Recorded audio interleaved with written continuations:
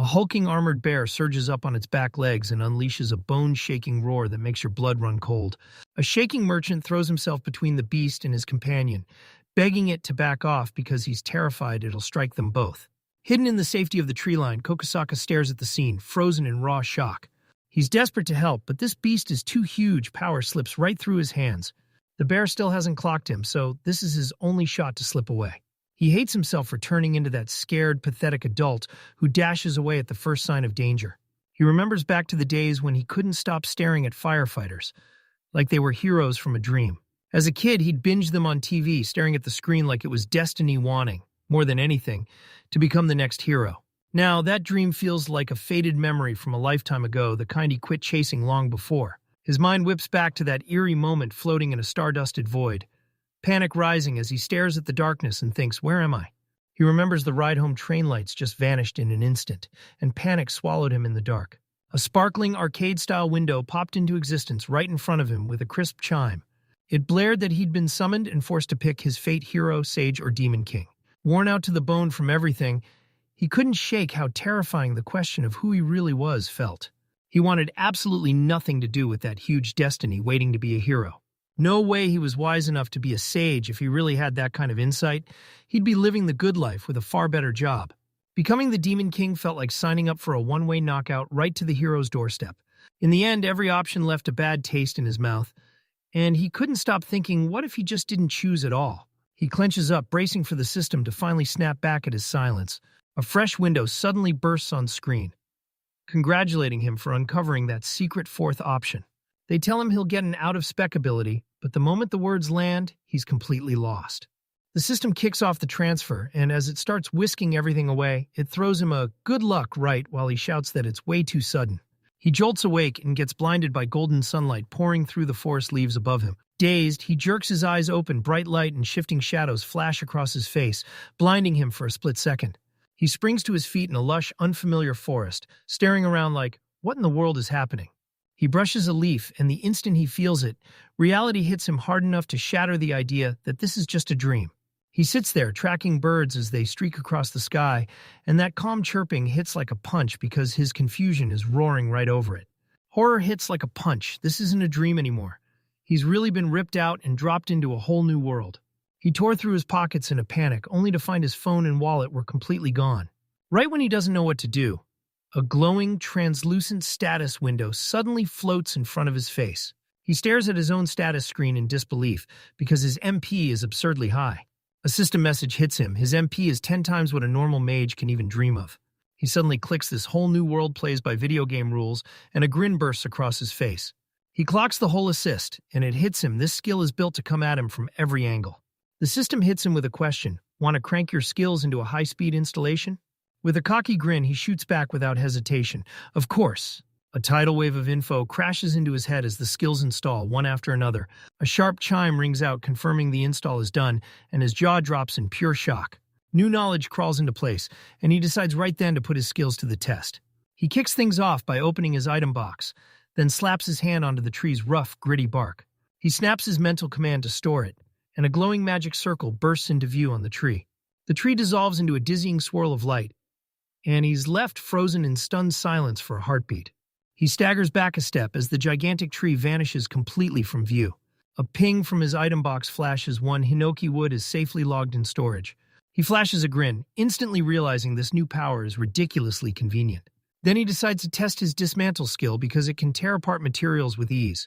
He can't help but question it, then snaps an order start and pushes to see if it'll bite into the wood. A sharp chime rings out. Wood's been smashed into 5 hinoki pieces. Now, he snaps his focus to his most electrifying talent creation. He spots a recipe that turns those materials into a simple hinoki staff. He decides to fix it immediately and slams the order to create. With a sharp, confident motion, he yanks the materials right out of his item box like it's showtime.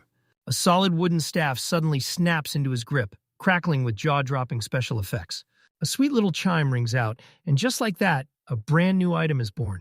When his creation finally clicked into place, his skills started stacking EXP like crazy. Then he leveled up straight to rank 2 and unlocked fresh new recipes. He realizes every time he creates, his skill sharpens even harder. The system windows keep popping up non-stop, and it's starting to grind his gears. He He can't stop thinking there's gotta be a way to smooth out this interface and make it way easier to use. Then it hits him. He snaps the display from window mode to image mode in an instant. The physical windows disappear out of nowhere, and he's left blinking in shock at the sudden shift. He shuts his eyes and grins because he just realized he can control everything with his mind now. He imagines the interface, and in his mind's eye, every single skill snaps into place like a command board. He stands tall, grinning as he realizes he can finally command every one of his skills with nothing but his thoughts. With a smug grin, he checks off more and more recipes on his growing list. He forges a brand new weapon, a tough, magically empowered Hinoki hand axe. He raises the axe high, and with his appraisal skill, its insane stats flash into view. He gets exactly how the skills work, but he's never once put a weapon in his own hands. He decides this is the perfect moment to put his brand new combat skills to the test. He channels pure dexterity, slamming the axe through the air in a thunderous arc. The wooden axe blade whips through the air in a blur, smashing straight toward a towering, solid boulder. The blast hits like thunder, smashing the rock to bits and blasting it into a roaring cloud of dust and fragments. He jerks back with a sweat-soaked grin, totally stunned at what his own power just unleashed. He stands amid the wreckage, staring in disbelief as a mere wooden axe smashes through solid rock. He studies his list of skills, and the truth hits hard. He's got so much more to learn. With power like that, confidence surges through him. He's sure he can survive anything this world throws at him. He decides to grind for a while, leveling his creation, boosting his skills and forging stronger gear. The sun climbs higher and higher as he grinds without stopping, sharpening his new craft until it gleams. He wipes a bead of sweat off his brow, then steals a quick second to catch his breath. He stands in a cleared field. At last he's finally hit. Creation rank 5. He pauses and flips through the 3 lessons he's picked up so far, like he's locking them in before the next move. Every time you cook up a new recipe, you soak in experience, and once you stack up enough of it, your skills rank shoots up. He's already crafted 8 different items out of Hinoki wood, and every single one comes packed with its own special effects. Even a basic Hinoki chair is packed with an earth-shaking S-rank anti-fatigue power. He decides he has to hunt down a village before the sun fully disappears. He charges through the thick forest, shoulder-checking the tangled undergrowth like it's nothing. He finally admits it. After all that walking, he's still not even a little tired. With his transmigrator skill maxed out, his physical abilities shoot up to insane levels. This skill has also turned his senses up to max his sight and hearing sharpened so hard he could catch everything. His enhanced senses snap to attention as a faint sound rides the wind from far away. He freezes, whips his head around, and hunts for the source of that sound like he's trying to catch it before it disappears. He cups his ear, locks in, and immediately catches a desperate scream. When it hits him that it's a man's desperate cry for help, he snaps into action and sprints to investigate. The sun starts to slide toward the horizon, and he sprints through the trees as long shadows stretch over his path. He keeps sprinting, and the sheer urgency of everything driving him onward like a fire under his feet. He crashes through the tree line, eyes flaring wide with pure shock at what he's just found. He spots that same armored bear going for the merchant again, exactly like the vision showed him. He slips behind a bush and realizes the bear isn't just dangerous, it's itching to attack. The merchant raises a tiny sword and frantically swings it at the colossal beast, like that little blade could ever stop a monster this huge. The bear rumbles a savage growl, drool spilling from its jaws, still totally oblivious to Ko standing there. The merchant's face twists into pure terror the second the beast's shadow crashes over him. Kokusaka glares and realizes it's always the same. Everyone puts their own life first, no matter what. But a sharp voice in his mind demands, is that selfish choice really okay? He snaps back to his childhood, grinning as he watches firefighters blaze across the TV screen. He still remembers them as heroes rushing in to save people with zero hesitation, risking everything for everyone else. Back when he was just a kid, a burning need surged through him.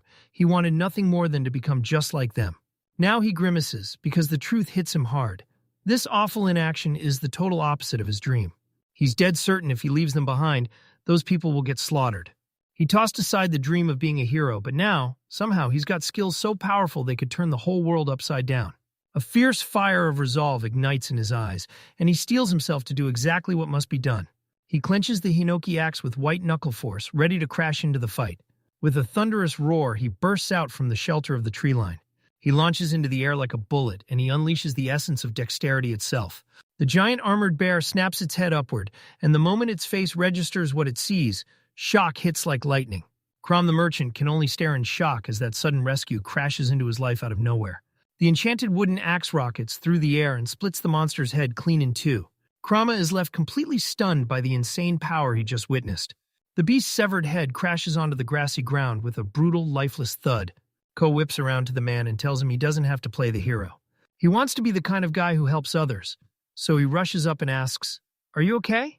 Crom stammers just can't get his mind around what he watched happen a moment ago. He knows that this guy in a slick business suit doesn't exactly scream artisan. Chrome leans in and demands, "Did Ko forge that axe that took down the beast in one brutal swing?" Ko leans in with real curiosity and asks, "So was that armored bear a monster to be feared?" The merchant's jaw drops. He blurts out that they can't possibly be clueless about their reputation, right? He explains that this A-rank monster can wipe out entire villages overnight. Its hide is like steel armor. Nothing short of serious power can scratch it. With a sheepish grin, Ko claims he's done something truly incredible. Crumb shuts his eyes with pure relief, like he's finally caught his breath, and he fully agrees. As evening drops, Crumb hails Ko and drags him to his place in the nearby town. Ko's eyes lock onto that massive, abandoned wagon parked on the roadside like it's hiding something. He cornered Cromwell and demanded to know what would happen to the cargo left rotting in that wagon. Crom rages that his driver and horse bolted, leaving the good all stranded behind. An idea sparks in Ko's head, and he shoots back with a simple solution that cuts straight through the problem. He asks if Chrome wants him to stash the wagon in his item box. Chrome squints with doubt, flat out saying that those kind of storage tricks almost always come with a tiny limit. Corey flashes him a bright grin and tells him, like it's a fact, that his power has no limits. He slams his palm onto that colossal wagon and fires up his store skill. The wagon shatters into shimmering motes of light, and Ko just stands there calm as ever, like nothing happened. Crump can only stare in wild disbelief as the entire vehicle vanishes into thin air. Then he watches as Ko carefully stashes the armored bear's remains away. The merchant stares in shock, demanding to know what kind of person Ko really is. Ko squirms and admits he's probably just a regular woodworker. Nothing special. He spins a wild tale on the spot, claiming he trained for years in the mountains, hidden away where nobody could find him. Once the deal's done, the two hit the road and stride straight for the city of Yuen. On the road, Cole suddenly learns two game-changing truths about this world.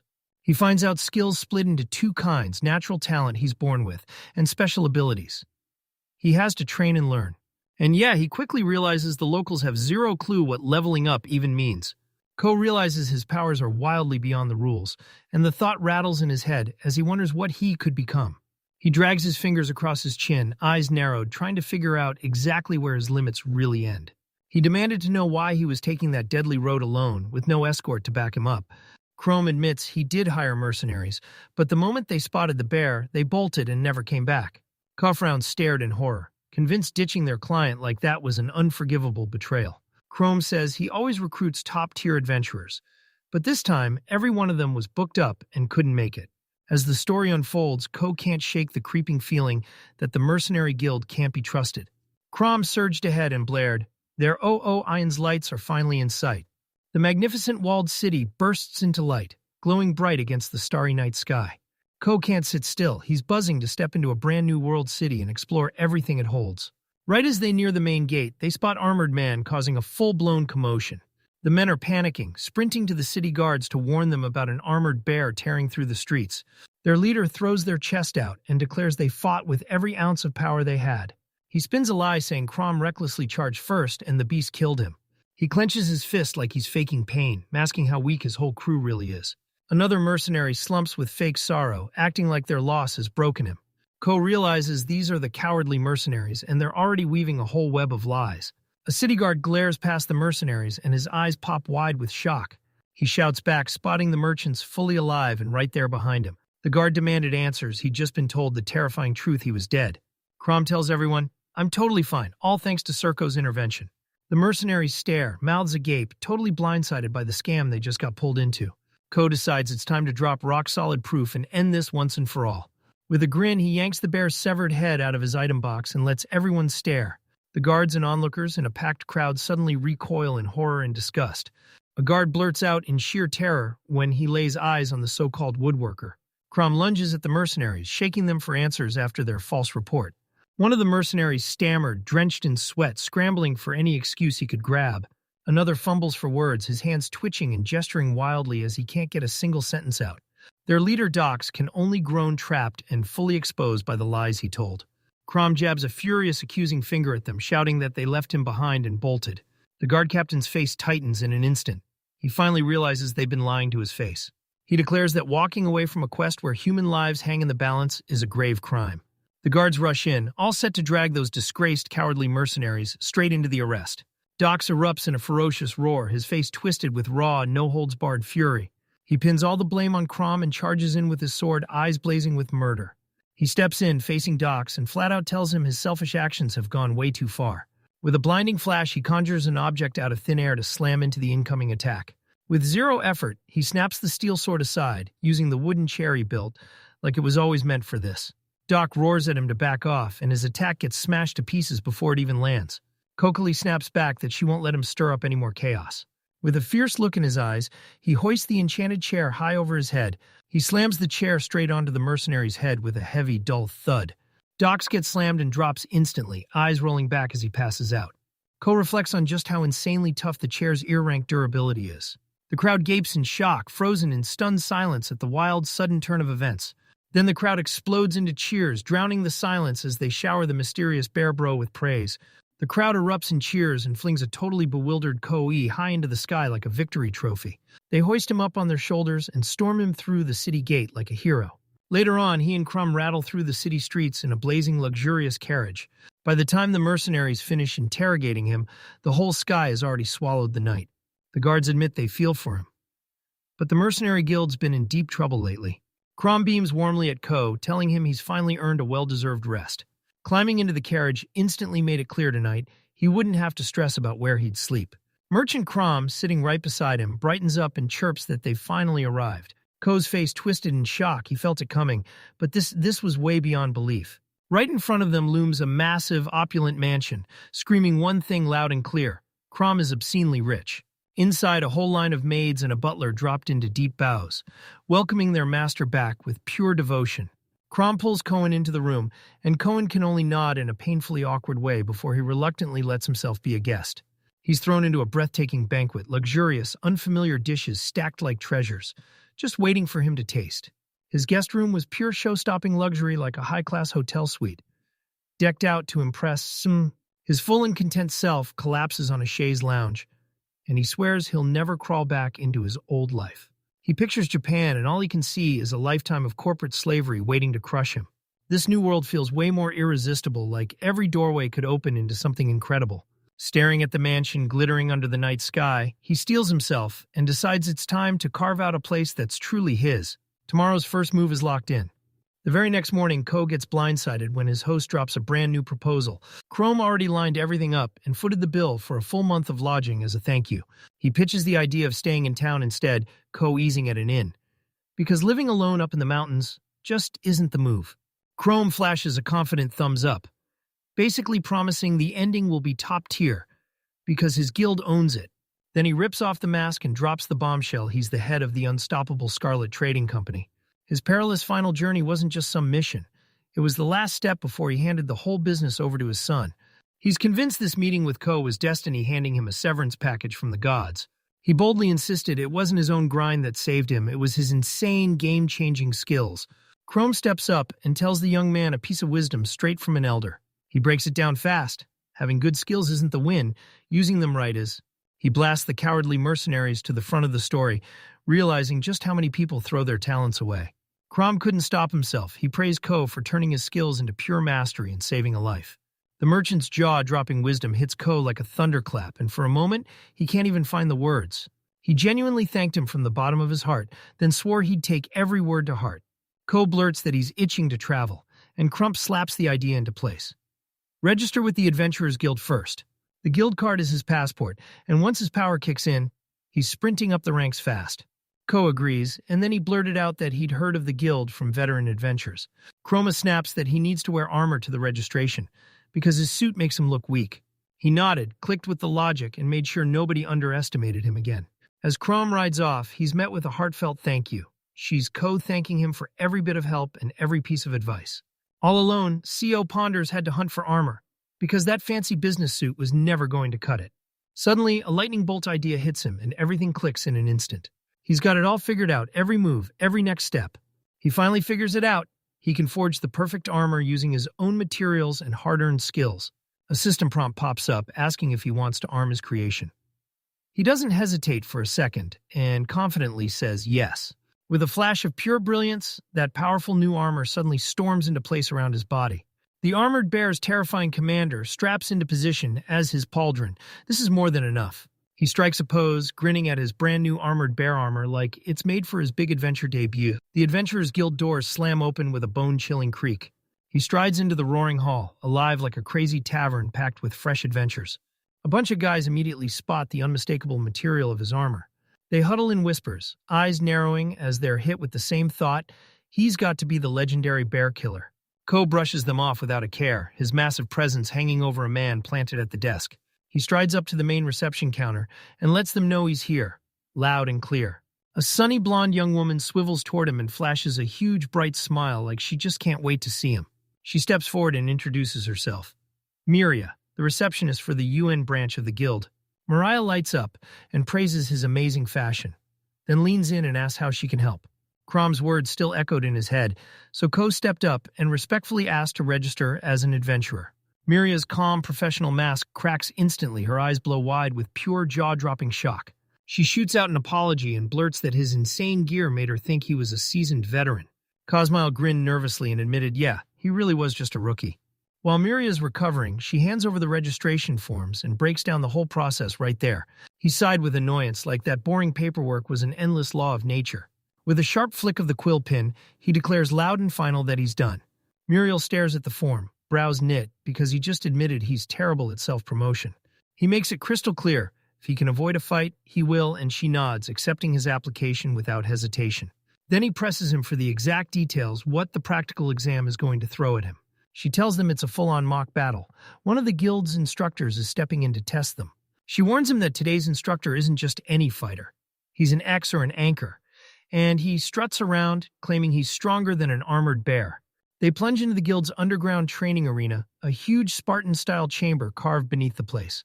A bunch of curious adventurers trails right behind them, and it drives them quietly crazy. The crowd huddles in whispers, buzzing with excitement as they slap down bets on who's going to win the fight.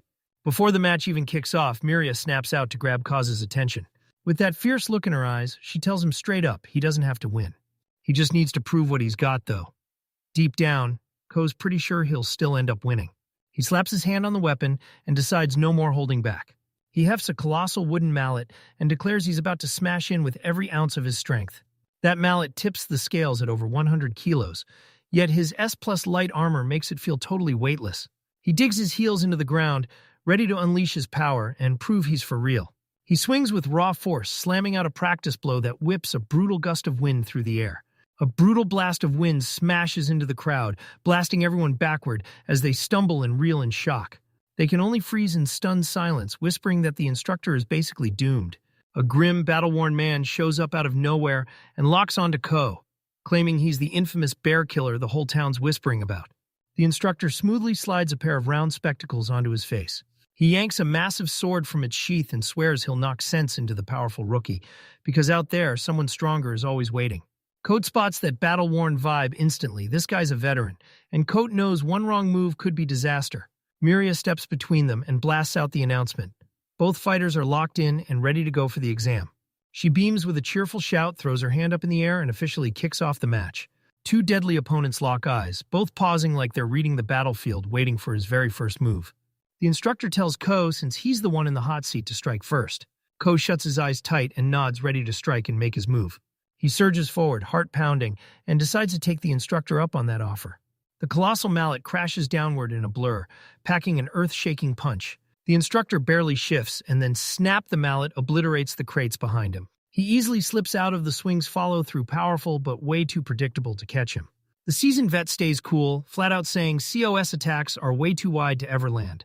The instructor smirks like he's itching for payback, and he starts gearing up to fire off his own counterattack.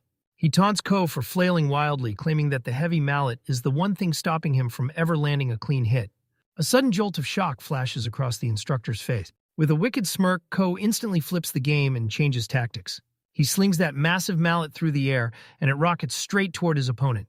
That 100-kilo weapon rockets across the arena like a wooden missile, screaming through the air.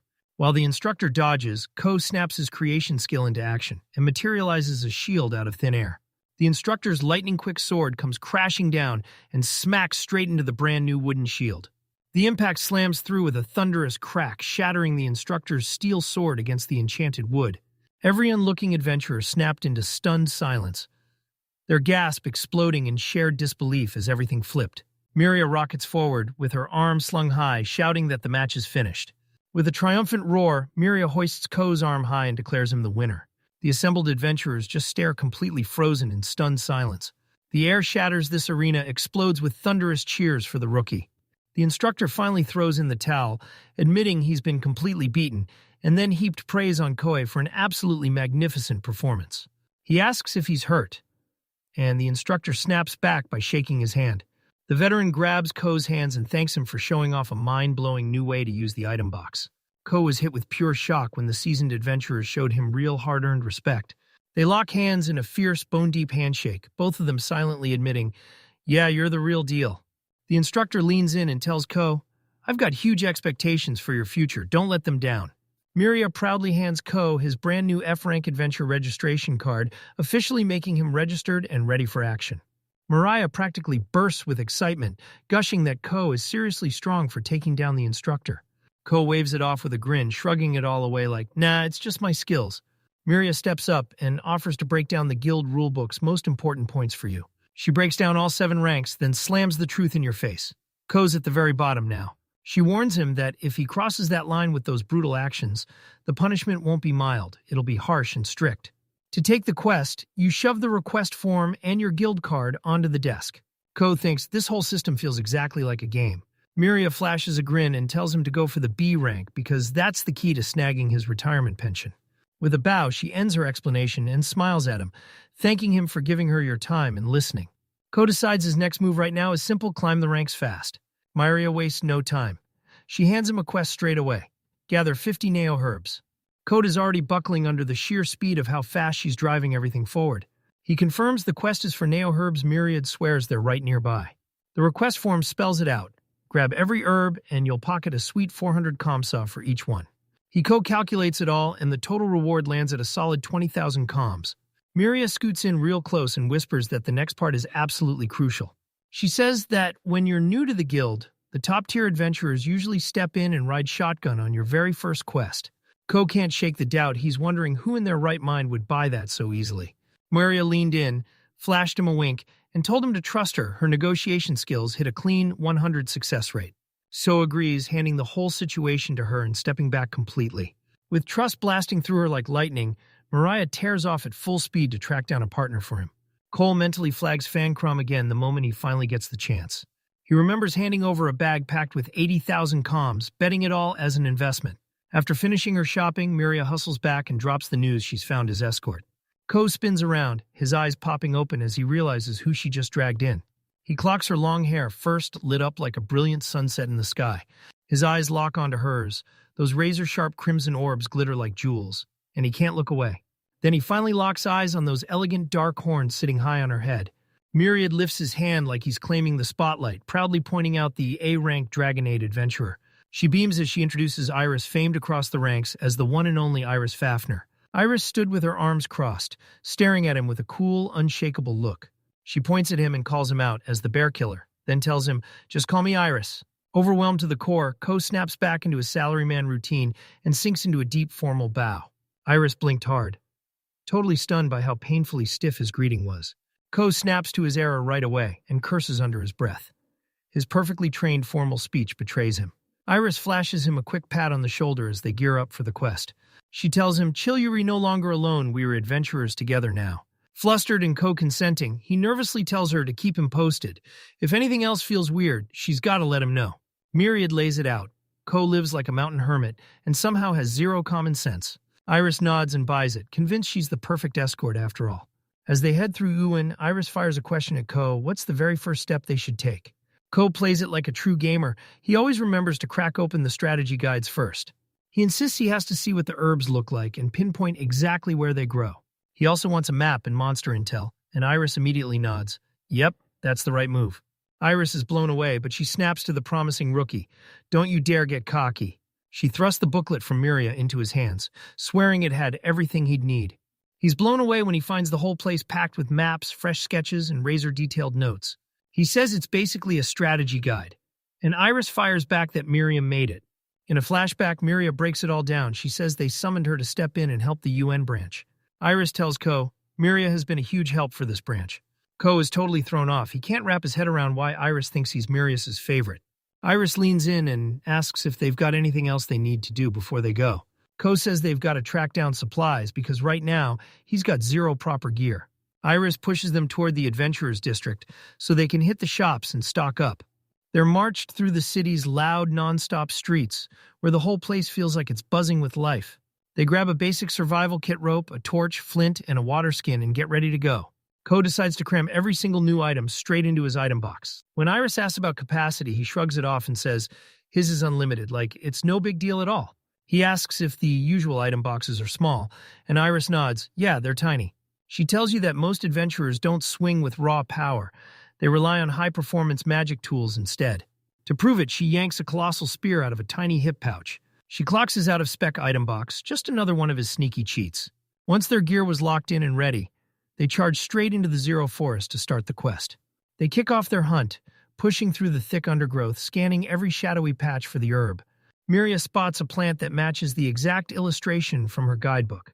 He locks in and declares this is the exact plant they've been hunting for. Iris snaps that he needs to watch his step because that Nio herb's roots run deep, way too deep.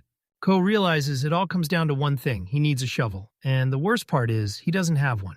He stops dead for a heartbeat as a razor-sharp new idea ignites in his mind. Iris leans in and asks what's wrong while he drops to his knees beside the plant. A glowing glyph bursts to life as he hits his item box skill right there on the herb. Iris freezes on the spot, hand pressed to her head, completely stunned and lost for words. He rises to his feet, clutching the herb in perfect condition, with its long roots still miraculously intact. Iris demanded to know what he'd just done, and he shrugged it off by saying it was his skill at work. By digging up and storing the buried plant, he turned that exhausting collection chore into something easy. Iris can't believe how smart that simple skill turns out to be. Ko spots another patch of herbs just a short distance away. He spots the new plant, and every inch of its leaves is covered in weird specks. Iris spots it instantly. This is the look-alike Nirana herb, and those red spots give it away. She lets out a heavy sigh and admits the quest is way tougher than it looks. She tells you that gathering the 50 correct herbs will test your patience to the limit. Ko just smirks and decides right then is the perfect moment to drop another skill. His eyes snap wide open as he fires up the artisan's divine eye. In his mind, the forest floor ignites with sparkling light, like glowing pillars rising from the ground. He leans in toward a stunned Iris and explains that this skill makes the right items practically light up for him. Now that he's scored one, he practically laughs, because the rest of the job suddenly feels like a walk in the park. In under an hour, they had already hauled in every last one of the 50 NAO herbs. As they head back, Iris can't believe how fast they crushed the whole task. He pulls his skills into the mix and Iris grins, saying Mirio is about to get hit with the biggest surprise. Once the quest is over, Ko finally realizes he has to ask Iris something he's been holding back. Code's like, Iris, can I ask you something a little more personal? He's obsessed with learning everything about her people, the Dragonauts. Iris lays it all out. She tells the tale of their ancient dragon rulers and the descendants they left behind. They point out with outright envy how those long lives and rock-solid bodies are something everyone would kill for. His sudden comment slams into Iris like a lightning strike, and she's caught totally off guard. She tells him no one has ever said those words to her before. Most humans are terrified of Dragonauts, or worse, they treat them like monsters. Ko snaps out of his mistake and blurts out a quick apology, admitting he was thoughtless. She flashes him a calm smile and tells him not to worry, then turns and strides right off. She stops mid-step, then whips back toward him, daring him to watch as she disappears. They're planted on a sun-splashed stone path as leaves swirl down around them like the world's setting the stage for something big. With a gentle smile, she admits that his words lit her up inside. She shoots him a grin, and in that single look, they share a wordless understanding. They hustle back to the Adventurers Guild building in Yuan before long. Myriad stares at them in disbelief, already done with the gathering quest. Ko presents the bundle of 50 NAO herbs, proof in hand that it actually worked. Myriad is blown away. Every single herb is perfectly preserved and spot on. He breaks down the revolutionary harvesting trick he pulled off with his item box. Stunt Myriad finally decides to haul his insane technique straight to the guild headquarters. She beams as she shoves a 20,000 kamsa bonus into his hands for helping her out. Iris praises the rookie, and KO fires back like, yeah, it was just luck, nothing more. He's convinced once Iris backs him, luck becomes the real weapon. turning an ally into something he can unleash. He's holed up at the Magnificent now, courtesy of Cromhat's arrangements. This is a fancy top-tier place, no way the usual adventurers belong here. Clanking in that armor like he doesn't belong, he slips into a side alley to hide out for a second. With a snap of blinding light, he swaps his outfit in the blink of an eye. He steps out in his salaryman suit, and it somehow feels like he's blending in just a little too well. He's still drowning in awkwardness, sweating buckets like his nerves won't let him breathe. That sweet new crumb arrangement feels way bigger than his old Japanese apartment. He wants to grab dinner right now, but Ian's place feels way too fancy for his comfort. He's stunned to stumble on a gourmet guide that reveals the city's best eats. He can't get enough of the guide's top pick, the golden pheasant, served up like pure gold. Those 7,500 counts of meals are pure luxury, something he never even dared to imagine. He raises his toast to this brand new life, swearing he'll give it everything when tomorrow's quest finally hits. The very next day, he's staring at the endless Phytos Mountains, and it feels like the whole world just opened up in front of him. His mission: wipe out 5 E-rank monsters, those lonely wolves. He figures the 20,000 combs they're offering makes for a seriously sweet deal. After an hour of ripping through every corner, he's still empty-handed. He can't find a single one. But he's stumbled on 3 brand new kinds of potion ingredients. He decides to fire up his creation skill and whip up a batch of potions. The system pops up and asks if he wants to stash the potion in a water skin. He snaps his skill on, and a magic circle erupts in a blazing flash around his hand. That heal potion is unreal. Its S+ rank healing power can turn the worst damage around fast. He takes a sip, and a fresh little burst of flavor hits, sending a wave of satisfaction through him. That flavor slams into his brain and drags him straight back to the mints he used to eat at his old job. Then he brews an antidote potion with stats so wild and perfect you can't look away. He trusts his own judgment and skill, then takes a daring sip anyway, even though it looks absolutely horrifying. He's stunned by the insanely delicious flavor, like he just took a sip of luxury grape juice. He feels danger closing in and whips around instantly, fists clenched, ready to throw down. A low growl rolls through the air, and his face hardens into pure seriousness. A lone wolf slips out from the tree shadows, silently stalking into the night, all by itself. The creature snarls and bares a whole set of razor-sharp teeth, all snarling and ready to bite. He confirms that this is the lonely wolf he's been hunting for all along. He couldn't believe his luck. His target came straight to him. He unleashes his creation, his own brilliant skill, while a magic circle erupts in blinding, glowing light. A solid wooden short sword suddenly appears in his hand, simple, but built to last. A lonely wolf explodes forward, a streak of pure motion tearing through the air. It unleashes a savage roar and barrels toward its target. Ko roars back, unleashing the pure essence of his razor-sharp dexterity skill. He slips the attack aside with almost supernatural smoothness, like it never stood a chance. A blur of claws and fury rockets past him. The wolf lunges with raw power, but it misses him by nothing at all. He whips that wooden sword around in a sharp, clean arc. The sword cuts straight through the wolf's midsection like it's nothing at all. The beast crashes to the ground, finished in one brutal strike. He can't stop staring. This blade is shockingly sharper than any metal he's ever seen. He whips around to snatch the loot from the fallen monster's corpse. He smirks, already imagining that Pelt's going to pay him back in a fat bonus. With just 4 more left, confidence surges through him like he's already got this in the bag. A sudden, brutal growl rips through the air from behind, and it completely throws him into panic. He whips around, and there they are, a whole pack of wolves surging out of the woods. The whole pack erupts in one bone-rattling howl, then surges forward like a storm. With a battle cry that screams through his soul, he rockets into the fight to clash with them head-on. He swings his sword hard and smashes it down onto the lead wolf's head. A blinding flash erupts right there, proving he just leveled up to 9. He watches the wolf's body melt away, and it clicks. His brand new skill is real. Another wolf lunges at him, its jaws snapping inches from his side. He slices through it, and its body unravels right before his eyes, breaking into shimmering motes of light. He can't believe it. His new auto-collection skill is unbelievably convenient. He flashes a grin and charges back in to finish his brutally efficient monster subjugation. He becomes a blur of pure speed, slicing straight through the wolf pack. An enchanted wooden sword whips through them, carving spirals of pure destruction in its wake. He freezes on the spot as another pack of wolves surges toward him. He can't help but wonder what's going on, and he jokes about this weird, lonely wolf bargain sale like it's totally normal. Yelps and snarls rip through the forest, echoing off the trees like the hunt just started. The final guy in the clothes pack slams forward at him, roaring like a war beast. He braces himself to smash the final blow into this monster wave. With a final breathless scream, he swings one last time and chops it down for good. He exhales in pure relief as the final wolf crumbles to dust. He rips open his item box and freezes when he sees 2,031 carcasses staring back at him. He realizes this isn't some small glitch. It's a full-blown anomaly, so he has to sprint to the guild and report it. He steps into the now quiet forest, and the peaceful silence feels almost unreal. Another guttural growl rips through the air, and he jolts hard as he blurts out again. A brand new wolf shows up, and his skill instantly clocks it. This one's a she. As he reads the description, a sickening horror snaps into place. Now he finally gets why the guys were running, and that sinking feeling hits none of it is his fault. He slashes the female wolf down in an instant, because he won't let her turn him into prey. That kill levels them up again, and this time they skyrocket to level 16. He stares at the status screen and sees his power spike so hard it basically shocks him. He tilts his head to the sky, and a fresh surge of hope and excitement for what's coming next hits him like a spark. He stops dead, and his enhanced senses snap to a brand new sound, ripping through the forest. Coat lingers beside a quiet pond, then finally decides it's time to cut loose and grab lunch. A weird noise snaps his attention. He whips around, eyes suddenly sharp and alert.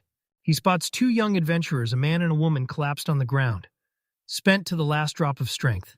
With a warm grin, he strides up and asks straight up if everyone's okay. The adventurers jerk back in shock as a stranger appears out of nowhere, so quiet it feels like the world blinked. The young man's eyes bulge as he gapes at Ko's armor. His eyes lock onto the armor, and he blurts out, "Is Ko really the legendary bear killer?" The young woman snaps her head upward, completely flustered, confusion hitting her like a sudden wave. She's panicking, pushing Ko to run off the mountain because she'll do anything to keep him alive. The grim-faced adventurer nods hard and swears it wasn't an armored bear. He points at this giant black spider monster and basically admits, "Yeah, we can't take it on." She leans in and warns him this isn't some local beast. It's a dangerous monster that doesn't belong anywhere near here. Cole leans in hard as they talk, and they tell him they're off on a straight-up gathering quest. Bad luck right when they thought they had a shot. The black spider showed up, and it was leagues beyond anything they could handle.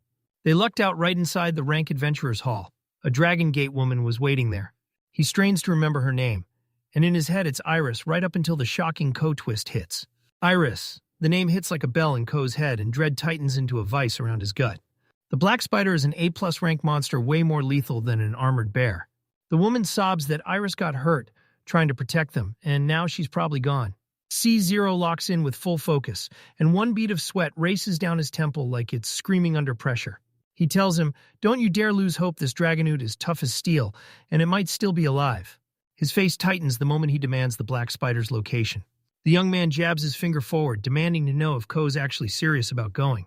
Koda Claire's jaw clenches with grim determination as he steels himself to go find Iris. The man lunges to stop him, screaming that this reckless, suicidal plan is a death wish. The woman finally agrees to let Iris's safety be in her hands and trusts Ko to help her do it. Her companion stares in disbelief. She's actually letting Kogo step up and face that monster alone. She shuts her eyes and tells him straight spirits are whispering for her to let him go. Ko pauses for a split second and wonders what spirits are really like in this strange new world. She breaks it down her spirit guidance, the real reason she can hear their voices. The man admits that her skills have already saved them over and over again. He finally gives in, but he begs Ko to hold back and not go charging into anything too reckless. Ko shoots him a small, comforting smile like everything's going to be okay. As they step away, she sends him off with a prayer for God's blessings, and he swears he'll track down Iris. He rockets through the thick forest, fueled by pure, desperate urgency. As he sprints, he slams his armor's auditory enhancement skill into full power. A rush of power ignites, and his senses snap open, reaching deep into the wilderness, like they're searching for something. He screams her name inside his head, begging, fighting for the hope that she's still alive. He can't shake the fear that when he finally shows up, it'll all be over too late. He shakes off the doubt and locks in his faith, because Iris has what it takes to survive. Determination hardens his face, but deep worry simmers underneath like a storm about to break. He realizes the calm act was fake. Something inside him starts to stir.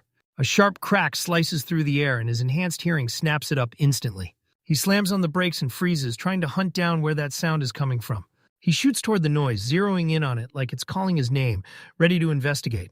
He explodes forward at breakneck speed, vaulting clean over every force obstacle in his path. His eyes blow wide with dawning horror as he closes the distance. He bursts into a clearing wrecked to the core, where splintered trees and total destruction lay everywhere. He spots a dead wolf on the ground and can't help but wonder, did the black spiders do this? He sprints across the ruined, flattened ground, and dread tightens in his chest with every step. His eyes blow wide with pure shock the second he sees what's in front of him. His eyes lock onto the irises still there while a wounded body lies in the very middle of the wreckage. He screams her name, and it feels like the nightmare finally came true. A wave of pure relief crashes over him the moment he sees she's still breathing.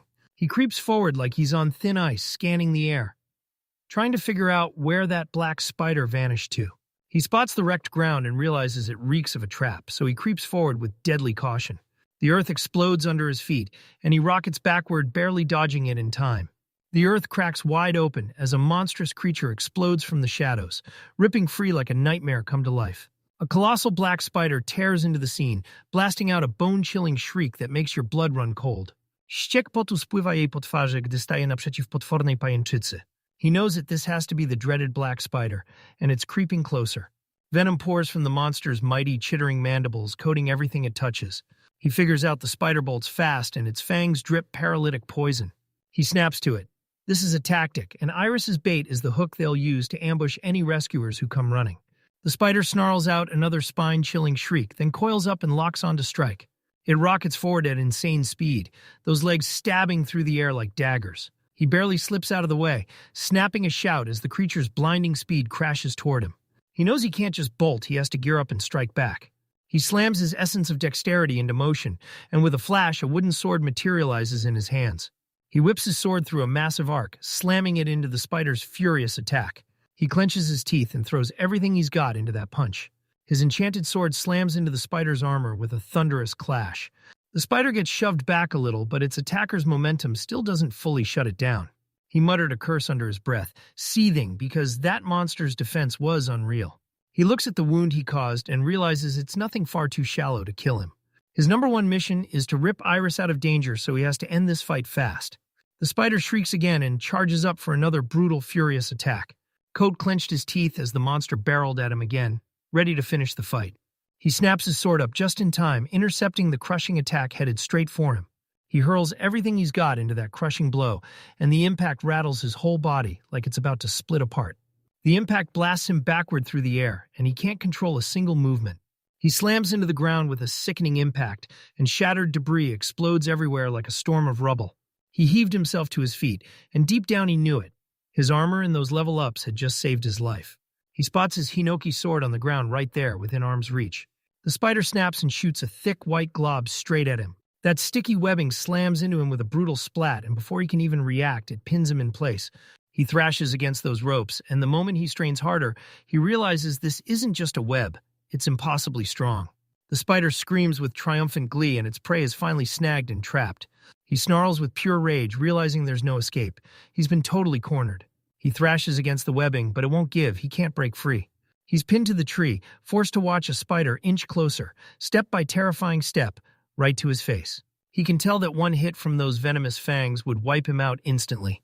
He clenches his will and forces his mind to lock on one thing, finding a way out. A desperate, genius plan suddenly sparks in his head, lighting up everything. He remembers the moment he popped open his item box on a hinoki tree the instant he arrived. He slams his body hard into the tree behind him like he's trying to disappear. He slams his skill, then a blazing flash detonates the moment it activates. The spider snaps back in shock, utterly thrown off by that sudden flash. It shrieks in pure shock when a gaping hole suddenly rips open where that tree used to stand. With the web's anchor snapped off, the code plummeted down and hit the ground. Cole's out of breath, and his whole body still screams in pain from the fight. A monstrous black spider towers over him, its many eyes flashing with pure, wicked intelligence. He finally figures out he can stuff the tree into his item box by using the connecting web. A burst of light detonates, and he's already gone, smashing straight into his next move. His face tightens with fresh resolve, like he's about to slam into round two. He spots Iris's spear tossed aside on the ravaged forest floor. His hand clamps down on the shaft, and the weapon feels rock solid and made for violence. He presses his vow into the spear itself. He'll save Iris, no matter what. With a ferocious battle cry, he launches forward like a storm, no longer backing away, finally going on the offensive. He ducks under a roaring, sweeping leg, and the wind whips through his hair. He whips his wooden sword in a snap, slashing hard into the creature's joint. The spider clocks every dodge he tries and realizes they're useless against something that huge. But those roars of a blade aren't even the only weapon he's packing. He drove the spear straight into the joint, ripping out the black eye core. The monstrous arachnid rips the air apart with a piercing shriek of raw, unstoppable agony. He launches his assault, hammering forward with a non-stop storm of stabs and cuts. His movements turn into a furious storm-controlled, brutal strikes landing again and again on the beast. The spider sees the gap and panics, then it switches tactics, fighting tooth and claw just to stay alive. He snaps his guard up to block another devastating strike, and the impact rattles his arm to the bone. He spots a gap and launches a brutal straightened thrust that feels like it could split the air. He slams his sword down with a brutal thud onto the creature's armored head. The spider jerks back, shrieking like it's losing its mind, pain roaring through its wounded body. He touches down like a dancer, eyes sharp, already reading the monster's next attack before it even swings. He smirks, finally clocking that the monster had been playing with him the whole time.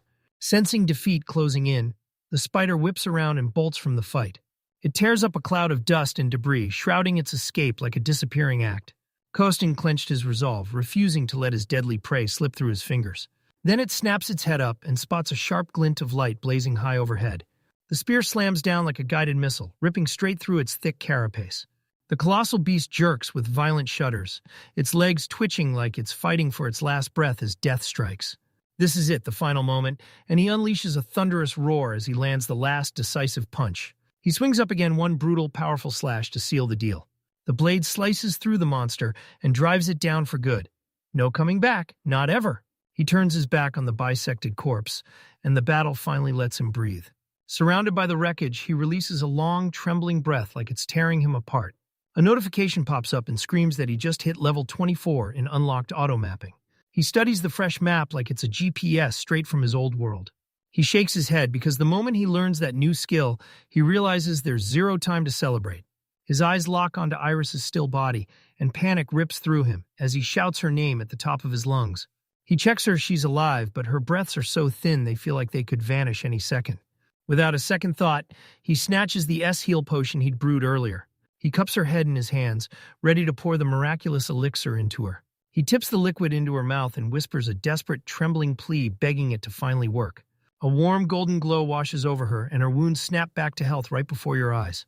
The brutal wounds knit shut in mere seconds, like the damage never stood a chance. Even her ripped clothes get stitched back together thanks to the insane power of the potion. Her eyelids flutter like they're fighting sleep, and with one soft, shocked gasp, she starts to wake up. She whispers his name every week, right after he cries it out in pure relief. She asks about the spider, and he grins, telling her it's finally defeated. He gently scolds her for stressing out and asks right there if anything in her body hurts. She admits the spider's paralytic poison wrecked her body, now she can't move a single inch. He snaps back to his second creation, the antidote potion. He carefully guides the next breath into her mouth, letting her take a sip of that life-saving concoction. Her eyes pop wide right as the paralysis snaps away, like it was never there. She stares in disbelief, because the poison is totally gone, like it never touched her in the first place. She thanks him with trembling gratitude, saying she's in his debt, and she'll never find a way to pay him back. He tells her, "Hey, how about you treat me to a meal sometime? Let's call it even." She flashes him a sly grin and teases, "So is this your way of asking me out?" He's caught off guard by her bold move, and heat creeps into his cheeks as they flush. Seeing his reaction, she instantly blushes, yanks the moment back, and tells him to just forget it. She digs in and tries to stand, but her legs keep buckling, still trembling from what she just survived. He darts to her side and grabs her just in time before she hits the ground. He tells her she can't walk just yet, and she mumbles a shy apology like her heart's in her throat. He hoists her onto his back and charges through the thick, tangled forest. She demanded to know why he'd come back. Then her thoughts raced. Was he really brave enough to face his fear? He freezes for a heartbeat, weighing how to tell her the truth. He says his head was so packed with one thing saving her that fear couldn't even find a spot to sit. His words hit her like thunder, and she drops her face into his shoulder, overwhelmed. He asked what was wrong, but she brushed him off and said it was nothing. "But thank you," she whispers, so softly it barely reaches my ears. The massive wooden doors of the UN Adventurers Guild burst open, swallowing the silence in one dramatic swing. He strides into the roaring hall, still hauling a drowsy Iris on his back. Two rookie adventurers sprint up, shaking with relief, practically bursting with joy that they're alive. They can't believe he just smashed that monster, and then they finally breathe easy, because he's still standing, completely unharmed. Myriad beams at him with a dazzling smile, sweeping him back in like the hero she's been waiting for after that quest. He grins warmly and declares loud and clear that he's back safe and sound. Myriad teases him with a playful question, but he refuses to budge and insists on finishing his report first. They plop into a private reception room and lay out everything that happened that day. Before he even starts, Myria leans in and drops a jaw-dropping secret of her own. With a proud grin, she thrusts her guild card into his hands so he can see it for himself. He studies the card, completely baffled, like, What on earth is he even meant to spot? His eyes snap wide with shock the moment he deciphers her official title. She's the assistant branch manager, and right now she's the acting head. He demanded to know why someone that important was stuck behind the reception desk. She spills that it's how you keep tabs on the members and jump in the moment someone needs help. He dead-ass pants her, and it turns out she's nothing like the top brass at all. She insists that showing her true identity is her way of proving she's genuine. She dips into a deep bow and thanks him for risking everything to save the adventurers' lives. She throws out her heartfelt thanks, speaking for the whole Uwin branch. He's stunned by the massive weight of her formal gratitude. Once the formal stuff was out of the way, she leaned in and begged him to tell his heroic deeds. He nods in agreement, then leans in and warns her this is going to be a long, wild, and totally strange story. She stares at the wolf swarm, eyes locked on the chaos, and swears she'll rush it straight to headquarters. She's totally stunned. He took down over 2,000 wolves all by himself. She leans in and demands who he is, but he can only grin and say, "I'm me." The rookie's testimony had already nailed the black spider's exact appearance. Myriad demands to know what secret medicine he used to smash that brutal poison and make it vanish. He tells them he crafted a potion of his own right there on the spot.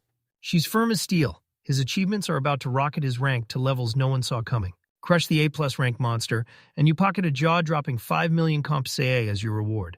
He freezes, staring at the reward with pure disbelief, then blurts, "Are 5 million really too much?" Miria lays it out. A ranked teams usually split the rewards, so going solo and pulling off big wins is basically a rarity. He still remembers it adventurers storming toward the city gate, rushing in to save him and Iris. They insisted that Iris deserved a share after she sacrificed herself to save the rookies. With a sly, confident wink, Mariah promises the guild always hands out rewards to good deeds. Mariah flashes a quick smile, then shoots off an excuse. She's got to go compile her official report right now. She watches her go, totally thrown off by how fast everything turns. Jeezy, the battle-scarred instructor, strides up and greets him warmly, yelling his name like they've got history. He tells Ko he's heard all about his exploits and calls it a once-in-a-century achievement. Giese asks, "Are you busy?" And Ko grins, "Nah, I'm just headed out for dinner." The instructor grins and that mischievous sparkle in his eyes screams, "Perfect!" The guild hall doors exploded inward, and a booming voice declared the hero had arrived. The whole hall explodes in cheers, screaming the hero's name, the Ooh and Bear Spider Slayer. Ko gets swept into the wild celebration, clinking cups as his loud, rowdy adventurer friends toast him again and again. He breaks into laughter, trading drinks and food with the guild's cheerful women. He's got the 2 rookies he saved sitting across from him at a table, and they're celebrating like they just won the world. A bright, warm smile bursts across his face as the whole town embraces him like he finally belongs. A loud wall clock keeps ticking, counting the seconds after the wild party has already died down. Ko is still riding the celebration when a sudden, choking silence slams the room and he whips his head around. Iris stands in the doorway, firing worried questions, asking if he's okay after that whole commotion. The whole guild hall goes death quiet, and the crowd splits apart as the dragonette's presence rolls in like a storm. The adventurer muttered to himself, clocking how everyone in the race instantly skitters away from the dragon.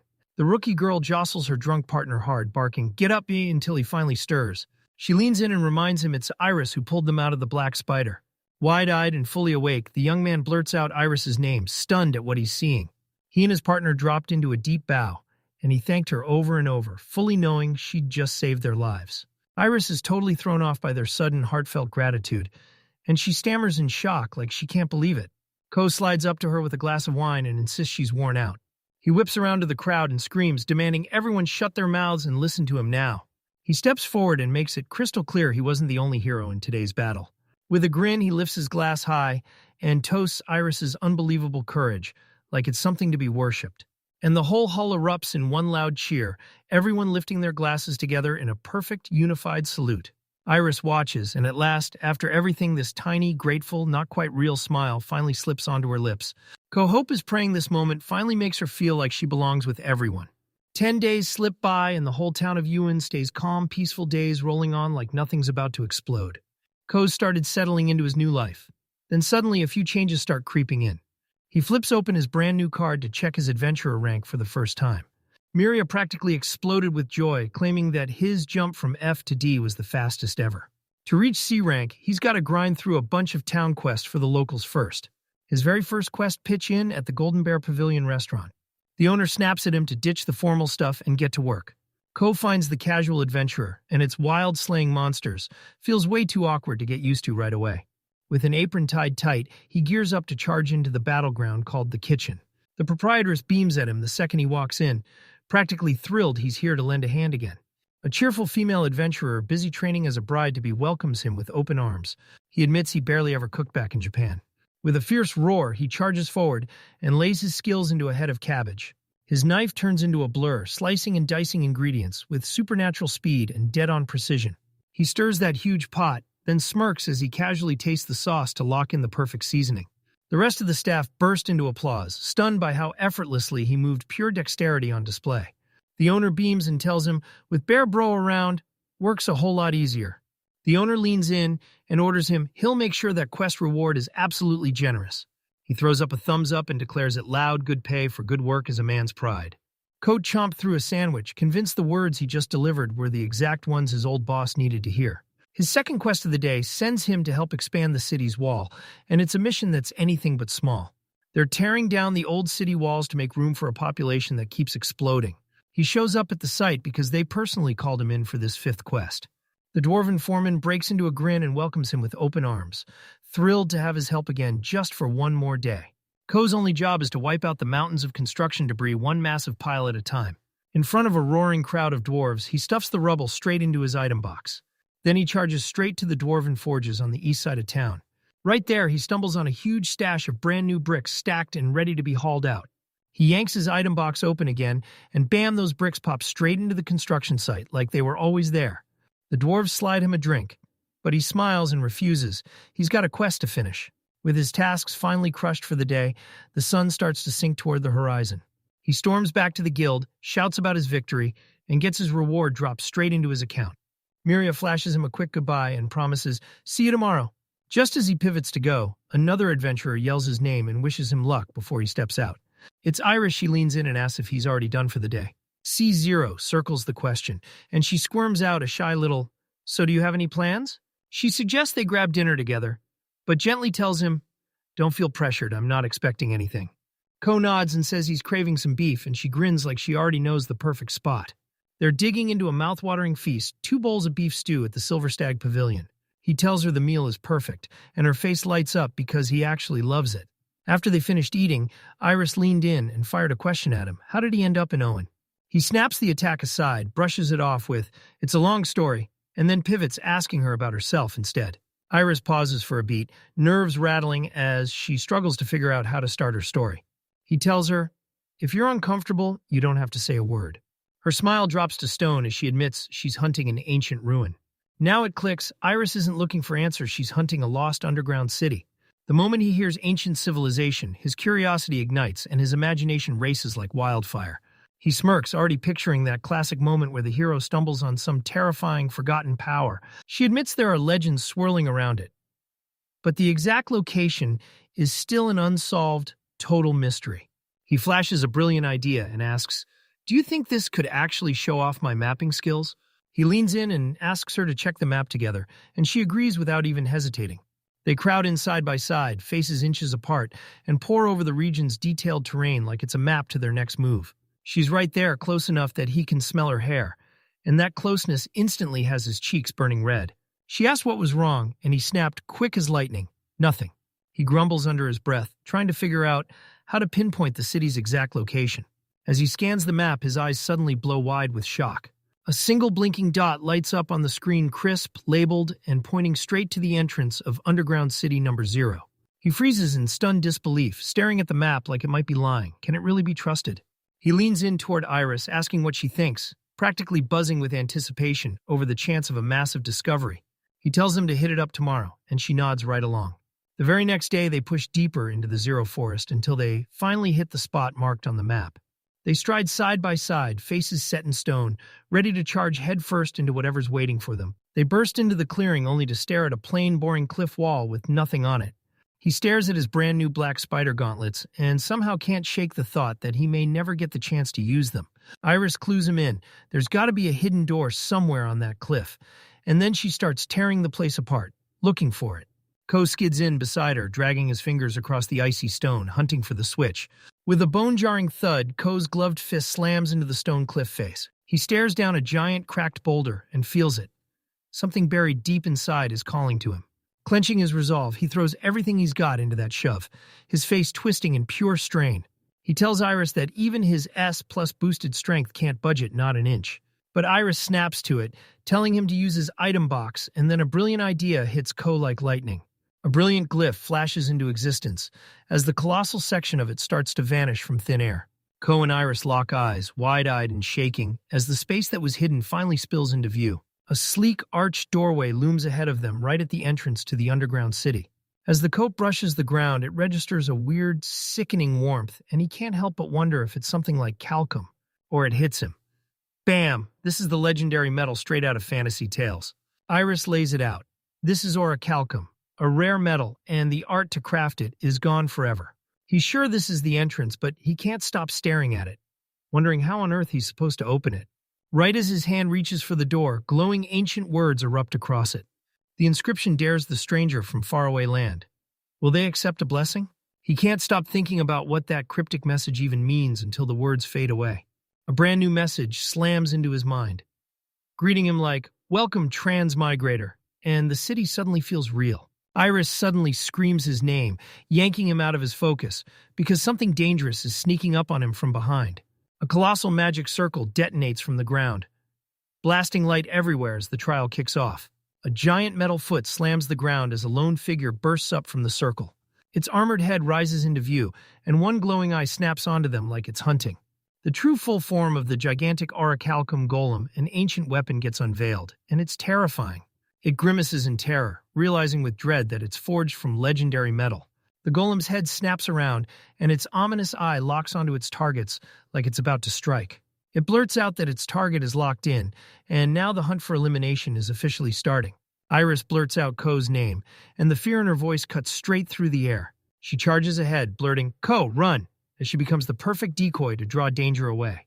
She panics and blurts out that it took a full crew of 20 A-rank adventurers just to barely take down one. Ko stands already on the ground, with his sword out. There's no way he's doubting victory now.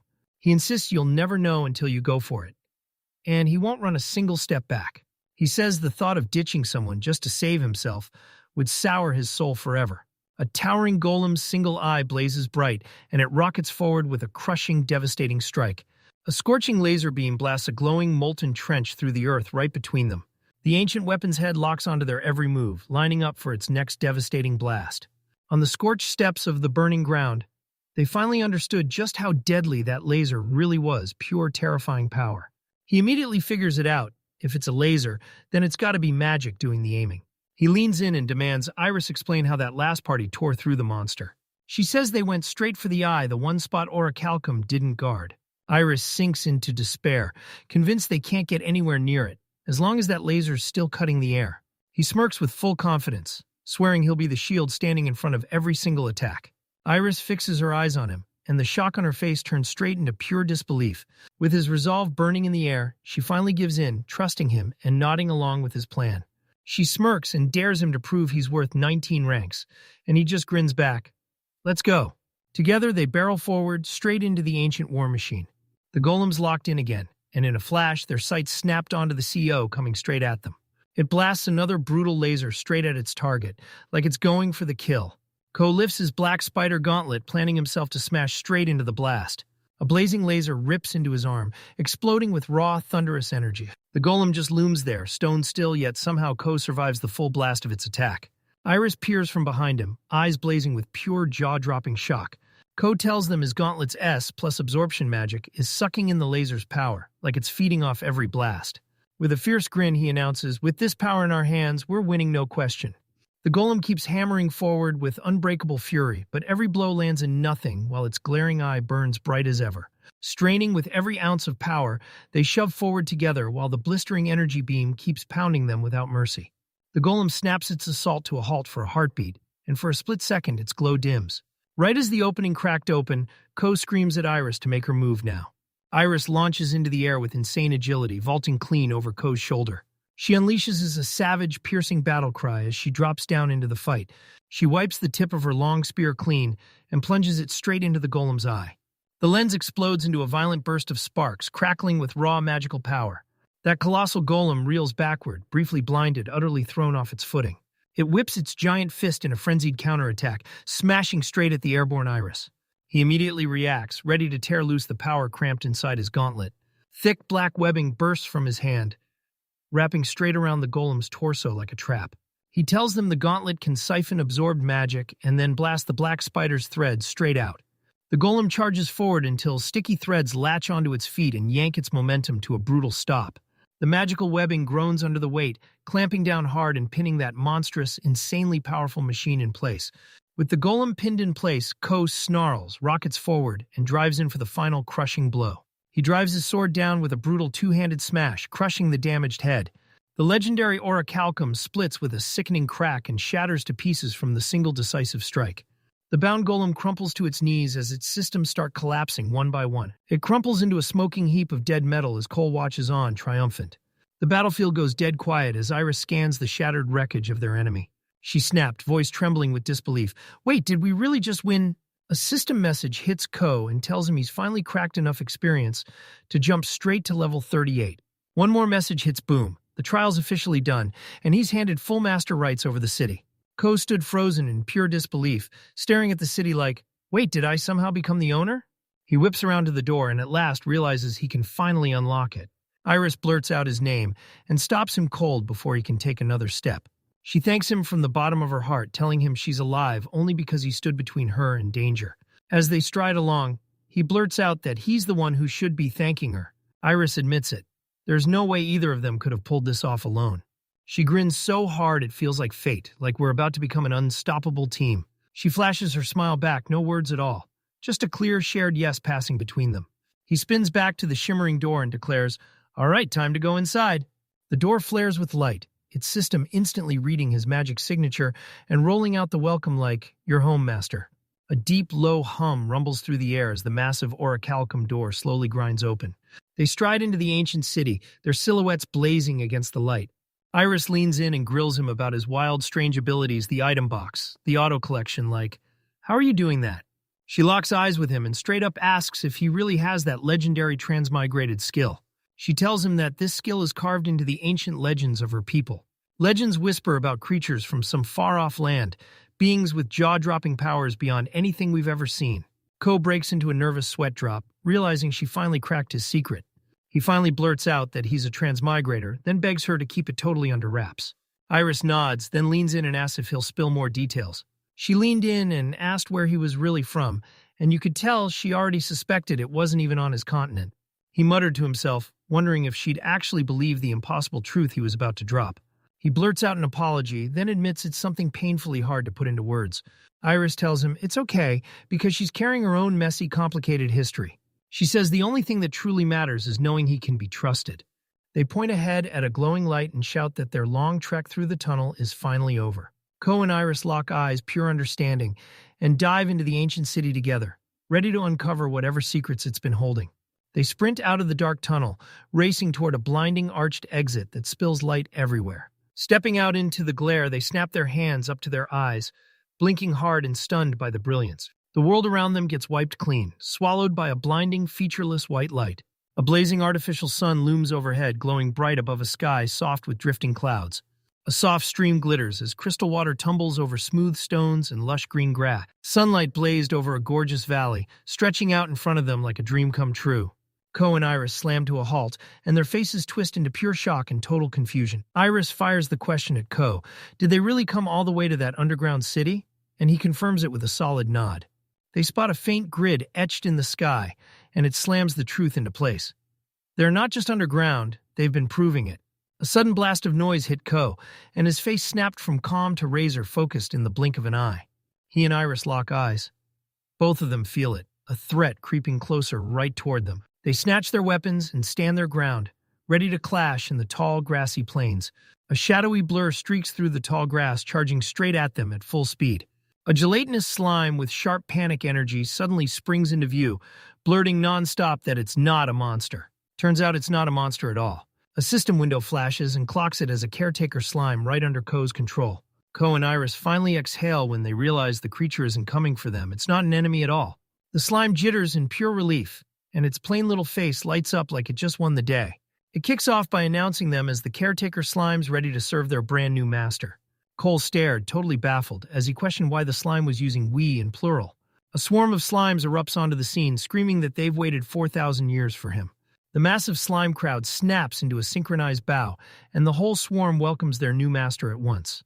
Overwhelmed by it all, he can only blurt out a shaky, stammering greeting back, like his words are tripping over themselves. Iris locks eyes with a cute slime, her face stone calm and impossible to read. She cautiously pokes its squishy body, and it suddenly blurts out that she's tickling it. The tough warrior's tough guy act crumbles instantly, and a shy, delighted blush spreads across his face.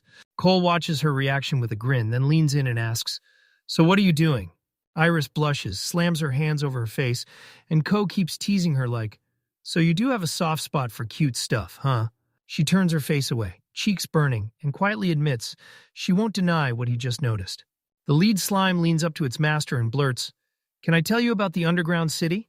It's telling you this place is a full-on shelter, an empty slate where a whole city can rise from nothing." A system alert blares, "COS is live, full assist, just synced to the city." That link just triggered hidden conditions. And boom, his creation skill exploded into something bigger than he ever expected. Ko freezes for a split second as this wild new info crashes into his mind. He grabs his head, stunned as that sudden massive skill upgrade hits him like a tidal wave. He finally gets the hang of this new power, while Iris watches on, burning with curiosity. He leans in and tells you his creation skill just unlocked 2 brand new functions right here. He snaps a glowing white orb of construction energy into existence in his hand. He tells Iris he's going to try his hand at building something big out there in the distance. He jabs a finger and hurls the glowing orb skimming across the empty, endless wasteland. With grit in his eyes, he snaps his new skill into action and unleashes raw power. With a thunderous boom, a magnificent 2-story house erupts out of thin air. Ko and Iris freeze in total disbelief as they watch the impossible being built in the blink of an eye. He gets the first ability, and boom, his MP instantly transforms into building materials. That second function lets him snap those materials together and build whole buildings on the spot, instantly. Kogren shot back, grinning. This is actually kind of fun, like a city-building game. The slimes gawked in total shock, staring at their master like, "What in the world did you just do?" He asks, "So this is how I build the city," and they immediately shut him down, disagreeing hard. A slime leans in and says, "See, a real master doesn't just talk, he uses a skill to teach you. His system only blesses creators if you made it. You unlock this special construction upgrade."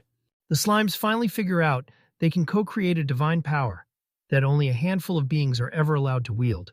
They roar for their special master, certain he's about to rise and forge the most amazing city ever.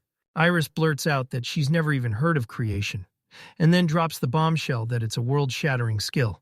He can craft weapons, armor, potions, and even chairs, not just houses. The slimes are bursting with joy because their master is about to build a legendary city. Ko steps in and agrees to help, then tells them to hold tight, while he takes care of a little business first. Iris fires off a reminder. This is a huge breakthrough, and he has to report it to the guild. Ko nods again, remembering he's got to report, contact, and consult no excuses. They swore to the slimes they'd be back, then turned around and headed for UN for now. Back in Uyen, Iris stared at her tiny size, wishing with all her heart she could have smuggled a slime back with her. They push into the guild hall, and Kyo explain it all. The slimes can't break free of the city. A receptionist cuts in and tells them Miria's gone, she's stuck in an urgent meeting right now. Ko says he's got something huge to spill, and she nods, ready to listen. He calmly says he's found an ancient underground city. The receptionist clutches her pen mid-air, frozen as she tries to make sense of everything he's just said. Her composed professional mask cracks instantly as she erupts into a shout of pure disbelief. Iris tells everyone that Ko stumbled on ancient ruins, and now they've got to get the right advice fast on what to do next. A panicked receptionist snaps, "Wait here," and sprints to consult her higher-ups. Ko and Iris just stood there, utterly stunned as a frantic rush of departure tore through the scene. They're stuck in a reception room while a scholar from the capital sits there too, waiting. He offered to trade one of his golden pheasant sandwiches with Iris. Iris beams and gladly takes the offer, then hands him her own homemade lunch like it's a prize.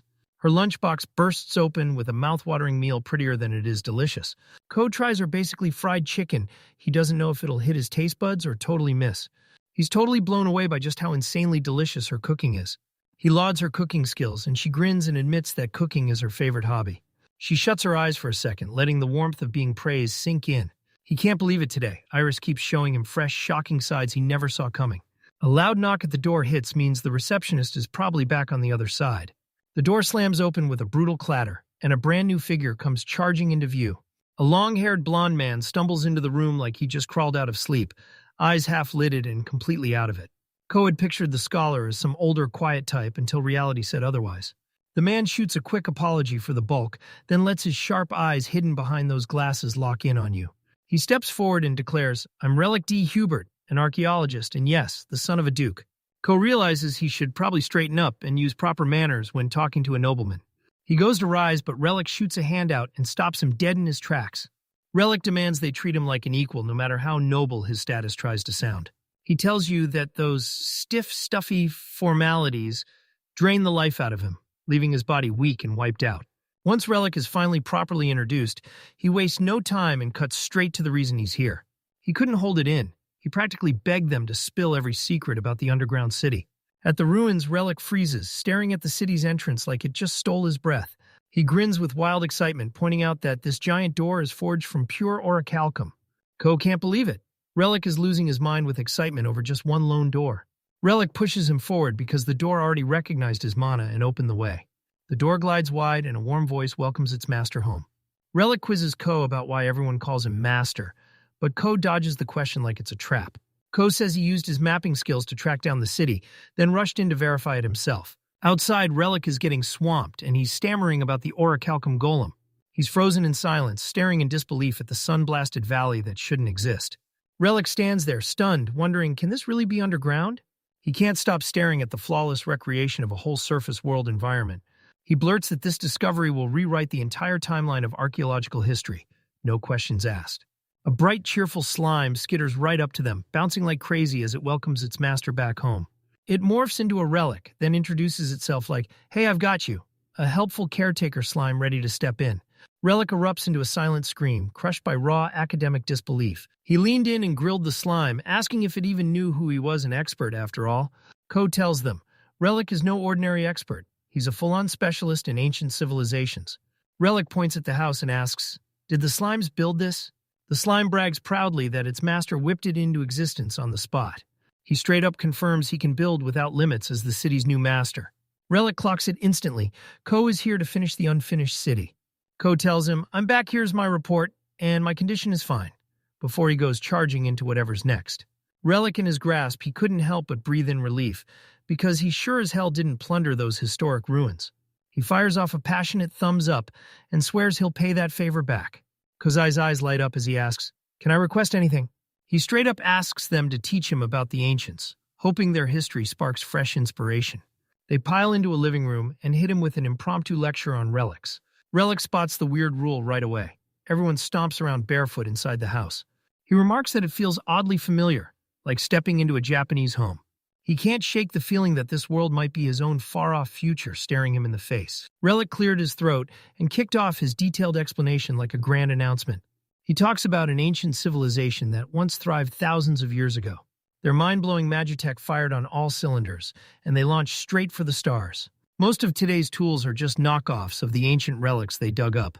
He leans in and tells them about the flying birds and those four-corner communication slates. Ko snaps to the realization that he's been describing airplanes and smartphones from his own world. Relic pushes on, and out of nowhere, the entire civilization vanishes totally, completely, like it was erased from reality. Ko and Iris wondered if a brutal war was the reason. Relic shakes his head, grim and firm details are unknown. He unveils a jaw-dropping new theory. The world's destruction wasn't random. It was caused by a terrifying entity called the Calamity. Ko freezes for a second, his mind scrambling as the horrifying truth of an unknown monster sinks in. A gut-wrenching premonition crawls in. He knows deep down this event is tied to him. Iris doesn't hesitate. She confirms the Calamity is real, and it's lurking inside Dragonaut legends. She tells the story of their ancestors getting utterly crushed and then stumbling back in defeat to retreat. Relic bridges the past to the spike in monster chaos that's happening right now. Iris lays out the bizarre happenings near Ween like hard proof you can't possibly deny. Ku can't stop worrying because what if that Calamity snaps back awake and unleashes hell again? That brutal subject hits like a hammer, and the three of them go stone still, no words, just stunned silence. A tiny slime suddenly pokes its head up over the back of the sofa like it's up to something. It joyfully declares, "I brought tea for everyone." The slime proudly set out a tray of steaming tea and gorgeous pancakes like it was serving up pure magic. A fork rises to the camera, cradling a flawless, syrup-dripped bite like pure temptation. Ko takes a bite, and his cheeks puff up like a tiny celebration as he chews. He and Iris both burst out with thrilled cheers because it tastes absolutely amazing. The meal's done, and all that's left is a spotless plate staring back. Relic grins and says he'd love to stay right here, kick back, eat nonstop, and get absolutely fat. A sudden idea hits him like lightning, and his face lights up with pure curiosity. He grilled the slime, demanding to know where it snagged the ingredients and cooked up those dishes. The slime leans in and tells you, "My body is linked straight to that item box." Cole's face twists with confusion as he stares at this bizarre biological connection, like it's making no sense at all. The slime practically squeals that the item box is packed with all kinds of crazy good stuff. Its body starts to twist and stretch into horrifying shapes, leaving that relic stunned. Ko and Iris just stare, both frozen in shock at the wild, unbelievable spectacle. With a loud pop, the slime spits out a full-sized wooden rocking chair. They suddenly realize they just devoured pancakes made from slime, and their bodies freak out and spit the whole thing out. Relic slams the brakes on the lighter talk and snaps back to the brutal calamity. He went to Ko and demanded they start raising even more buildings across the city. He leans in and says he's got two big reasons: research and prepping for what comes next. He's convinced this city could be the perfect evacuation shelter for Owen. Ko grins, all fired up by the thought of finally building a real-life city. He's standing outside, itching to unleash his one-of-a-kind construction skill and prove what he's got. The trio braced atop a hill, staring down at the silent valley below. Ko notes he's got more than enough building material from this place to keep stacking wins. He stumbles on a recipe that lets him build a whole residential district in one shot. He clenches his fist, and a blazing white orb of pure energy ignites in his hand. He explains it's a construction egg, then hurls it like a live grenade. The orb detonates in a blinding burst of world-forging light. In the blazing glow, house shapes start snapping into place, one outline at a time. Then boom, an entire perfectly built neighborhood materializes out of thin air. The camera locks onto a perfectly untouched, freshly summoned doorway. A single street lamp glows on a flawless stretch of road in this brand new town. Iris can't believe it. Ko's power hits her like God's own force. She knows this isn't just another trick. Its power is unlike anything anyone's ever seen. She snaps her mouth shut just in time, swallowing the forbidden word transmigrator. She snatches the conversation away, flashing a comment about the gorgeous weather like it explains everything. Relic practically buzzed with excitement as he asked Ko if he could take a closer look. He throws his thanks over his shoulder and sprints straight into the brand new town. A slime bursts into the room and tells his master, "I built a whole bunch of houses. Ask the slimes if they can move into the new homes and get everything set up." The slime leader roars the call, and the others explode with cheers, nodding along like there's no question. Ko narrates how he kept building using OOIN as his guide. With the slimes, he carved out whole districts for trade and built food production from the ground up. He and Iris sweep through the brand new town, stunned by how far everything has come. Ko wonders where the endgame route his creation skill kept pushing toward. Relic rockets forward, swearing he'll rush this incredible discovery straight to the king. Ko's jaw drops when someone brings his majesty up like it's no big deal. Relic blurts out an apology, then admits he's got an important official title. He's a professor at the Royal Academy's Archaeology Laboratory, shaping discoveries like a living legend. Ko's jaw drops when he realizes Relic isn't just someone, he's a total game changer. Relic leans in and tells him to stay ready, because next month, brand new magical tools are coming. He admits he's still shy, even with all that status he's got in Grand Talk. Ko smiles warmly like the eccentric scholar's sharp edges are hiding a genuinely good heart. They lock in a promise to stay in touch, and then tearfully yet bravely say their final goodbyes. Suddenly the ground erupts into violent shaking like it's about to split open. A brutal earthquake rips through the ground and knocks the whole group flat on their backs. Cole snaps his head up, and sheer shock flashes across his face like a warning siren. Iris blurts out a stunned cry as she suddenly loses her footing. Relic screams in pure panic as the quake hurls him flying backward. Koei snatches both Iris and the relic in one quick move, locking them in place. A violent tremor rips through the street, and Ko, Iris, and Relic get slammed by surprise. Relic tipped his glasses into place and instantly clocked it. The trimmer's odd, unsettling feel was way too strange to ignore. A bouncy slime bursts into view, screaming at the top of its lungs that something horrifying is going down. A trembling slime panics and shouts for its master to hurry right now. The trio stares in shock as the slime blares its urgent, panicked warning. That slime darts ahead through the grassy stretch, wagging them closer like it's got the whole route figured out. Cole watches with a worried stare, hanging on every second, wondering what they're about to uncover.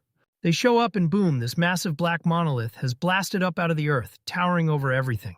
The slime tells him that this weird monolith popped up right when that recent tremor hit. He stared transfixed at the blazing geometric design, and it felt weirdly familiar, like he'd seen it before. He realizes it's the exact same magic circle that called that orichalcum golem into existence. Relic drags his fingers over his chin, and it hits him. He finally starts to grasp what the monolith truly is. Relic sparks with excitement. A transfer relic won't.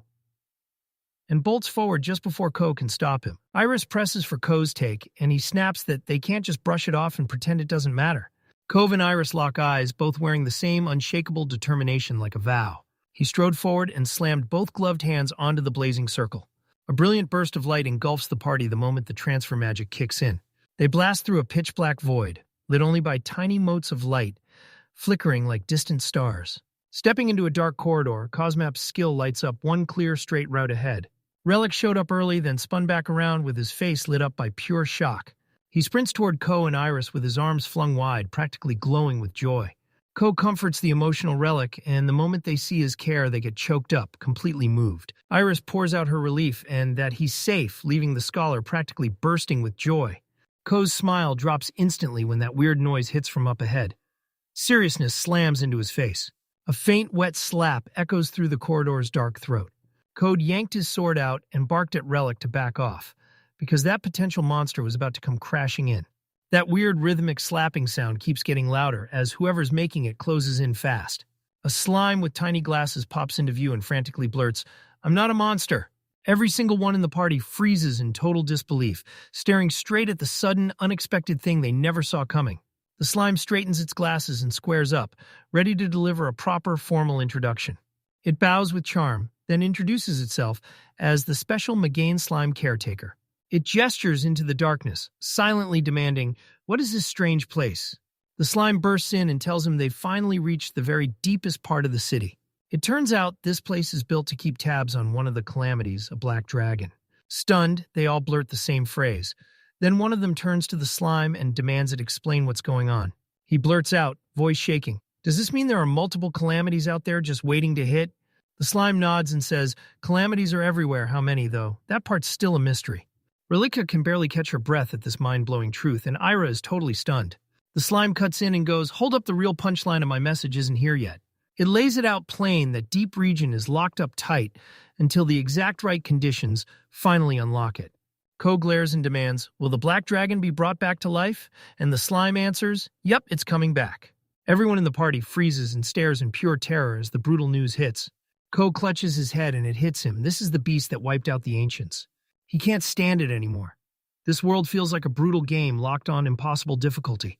The slime spills the truth about the dragon's deep sleep in the Phaedos Mountains and warns you it'll wake up any moment.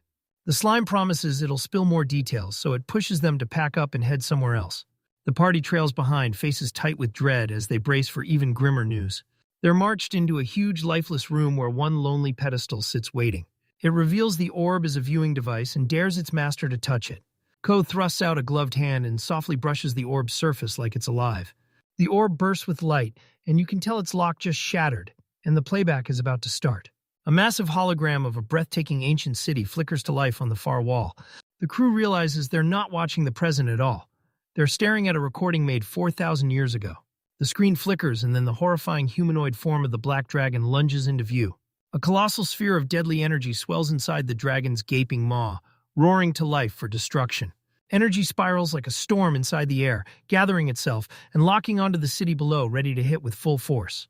It blasts out a cataclysmic beam of energy, swallowing the ancient metropolis in a fiery wave. The city's ultra-tech towers get obliterated in an instant, erased by sheer destructive power. The people of that ancient city are getting swallowed alive by a full-blown apocalyptic inferno. Smoke spirals out of the dragon's mouth as it roars, blasting straight over the wreckage. The beast towers in victory above the smoldering crater where the city used to stand. The recording cuts off mid-second, detonating into a blinding white flash that wipes everything out. Ko is left completely stunned, his face frozen in sheer jaw-dropping terror at what he is seeing. The slime lays out the brutal truth that over 1 million people are already dead, begging them to finally understand what's coming. Ko realizes this isn't some local threat. This enemy's power and scale are ripped straight from another dimension. Iris stares down the dragon and likens it to a full-on cataclysmic natural disaster. A terrified Relic snaps to Ko, and his voice shakes so hard it sounds like pure fear. Fear had him trembling. He insisted they had to turn back to UN right now. He begs them to evacuate the UN citizens, shoving everyone underground into the city below. Ko's face turns stone cold as he nods, locking in with Relic's desperate plan. The slime predicts it's got a 3-day grace period, and suddenly it's a full-on race against time. The slime yanks them through a teleport, and they sprint straight toward the UN Adventurers Guild. They crash into the guild hall, and the place is packed, loud, and brimming with tension. The assembled adventurers stare on, clearly on edge, irritation simmering on their faces. He clocked the tense air and couldn't stop wondering what on earth had just gone down. Miria bursts through the door, grinning ear to ear as she welcomes Ko and Iris back to the guild. She cheers Relic for helping verify everything, then leans in and asks him straight up about the underground city. Relic stands tall and declares no questions, no doubt that this place is an ancient ruin. Muriel admits it's meant to feel like a celebration, but the truth is things are way too dire. Ko demands answers, and Miria braces herself because the bad news is coming. Myriad tells them they spotted a full-blown stampede tearing through the northern Phaedos Mountains. Ko clenches his jaw and hammers the word stampede again and again, fully realizing how deadly it really is. Iris explains that a stampede is a giant, sudden flood of monsters unleashed all at once. That morning, Myriad spotted a massive spike in mana out of nowhere, and the readings scream trouble. She drops a grim prophecy over 50,000 monsters are going to swarm Owen. A horrified Relic suddenly realizes this isn't just trouble, it's a once-in-a-century catastrophe. She tells him the local lord's forces were already wiped out, so they can't lift a finger to help. She's convinced that defending the city with only their tiny force is almost impossible. Mary drops the big question she's been holding back, and she demands a straight, honest answer. With desperate intensity, she begs, can this city shelter her? Ko, Iris, and Relic lock eyes and trade confident smiles, then they brace themselves with iron resolve. Cole locks eyes with Miria and flat out declares there's absolutely no problem at all. That night, the crew surveys a massive underground city, blazing bright beneath their feet. Thousands of gasps burst out because no one could believe this whole city was buried underground. A man finally admits he'd heard of Ko's exploits, but what happens next crushes every expectation he ever had. Guildmaster Jeetan Vardan slams the truth. Ko is the real deal and out-of-spec original. Jitin goes to the officials and formally begs for permission to turn the city into a shelter for Yuan. Ko flashes a warm smile and tells her, yeah, this was the plan from the very start. Relief hit Jitun so hard he thanked him with all the warmth in his heart. Myriad and the others lock arms in total unity and vow to evacuate everyone from Yuan safely, no exceptions. Jitin, the guildmaster, snapped his gaze onto Miria with a face set in stone. That Megain slime pops into view, instantly looking panicked as it starts to spill the explanation. It bolts ahead of the group, screaming for its master in a desperate, urgent voice. The slime whales blare the alarm something horrifically awful has just gone down. Coat gasps when he spots the slime again this time, trapped in the city's deepest chamber. He snatches the panicked creature in his hands and speaks to it in a calm, steady voice. Settle down. The slime blurted out that a full-blown stampede is tearing through the Phaedos Mountains. Turns out a ridiculous amount of magical energy is piling up there, like it's rushing to explode. The slime panics again, and that shout of mana kicks the dragon's revival into overdrive. Ghostface's face twists with shock as this absolutely catastrophic news hits like a wrecking ball. The group leans in as a hologram blares out the black dragon's terrifying power. Miria can't breathe, horror hits as she realizes a monster like that is sleeping right beside her. Chiton froze with dread because even the stampede alone was already a lost cause. The slime confirms the stampede is going to kick off early, but for now they're safe right up until morning. To truly grasp it, Uyin now has a nightmare on both sides. She's fighting a war on two fronts. Jitin slams the brakes on the moment and rushes back right away to start the evacuation preparations. The slime pleads with Koda to stay, insisting he has a special place waiting just for him. Ko questions what kind of place the slime needs to lead him to. The slime snaps the mystery open and reveals a hidden vault packed with treasures the previous master left behind. He stands in front of one lone door, staring it down, and blurts out which one he's supposed to open. The slime steps in and shows the hero exactly which doors lead to the Demon King and the Sage. Coke pauses because he knows the truth, none of those roles were ever going to fit him. He cheerfully confesses that not a single one applies to him, and the little slime is absolutely stunned. Right then, an automated system voice blares, "Status check complete." It throws a bombshell. Ko's creation skill only works if a secret condition is satisfied. With a bone-jarring clank, the first of the three doors lurches to life and starts to unlock. The ancient locking mechanism on the second door starts to slip loose. The third and final door falls into line too, and it's moments away from bursting open. With a violent grinding roar, all three doors snap open at the exact same time. The slime's totally baffled, but Coat doesn't hesitate. He jumps into the search and starts by going left. He strides with purpose through the dark, grid-patterned hallway, like he already knows what's waiting at the end. A calm, unshakable look hardens on his face as he strides straight into the vault. Right at the end of the corridor, a glorious sword sits there on display, shining like it's daring anyone to come closer. He rushes up and the legendary blade hits him in the face, broken clean in two. The slime takes one look at the blade and announces, loud and proud, that it's the dragon-slaying demon sword. It reveals the sword got blasted into pieces during a battle from 4,000 years ago.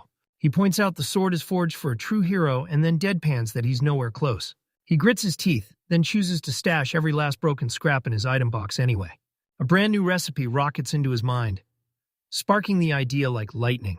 He finally gets it. Now he knows exactly what he has to do with the Shatter Blade. And just like that, he declares it and slams his powerful creation skill into action. In a blinding flash, the legendary sword snaps back whole, flawless, and reborn. He swings the reforged gram freshly reforged, and the stats light up under it like pure magic.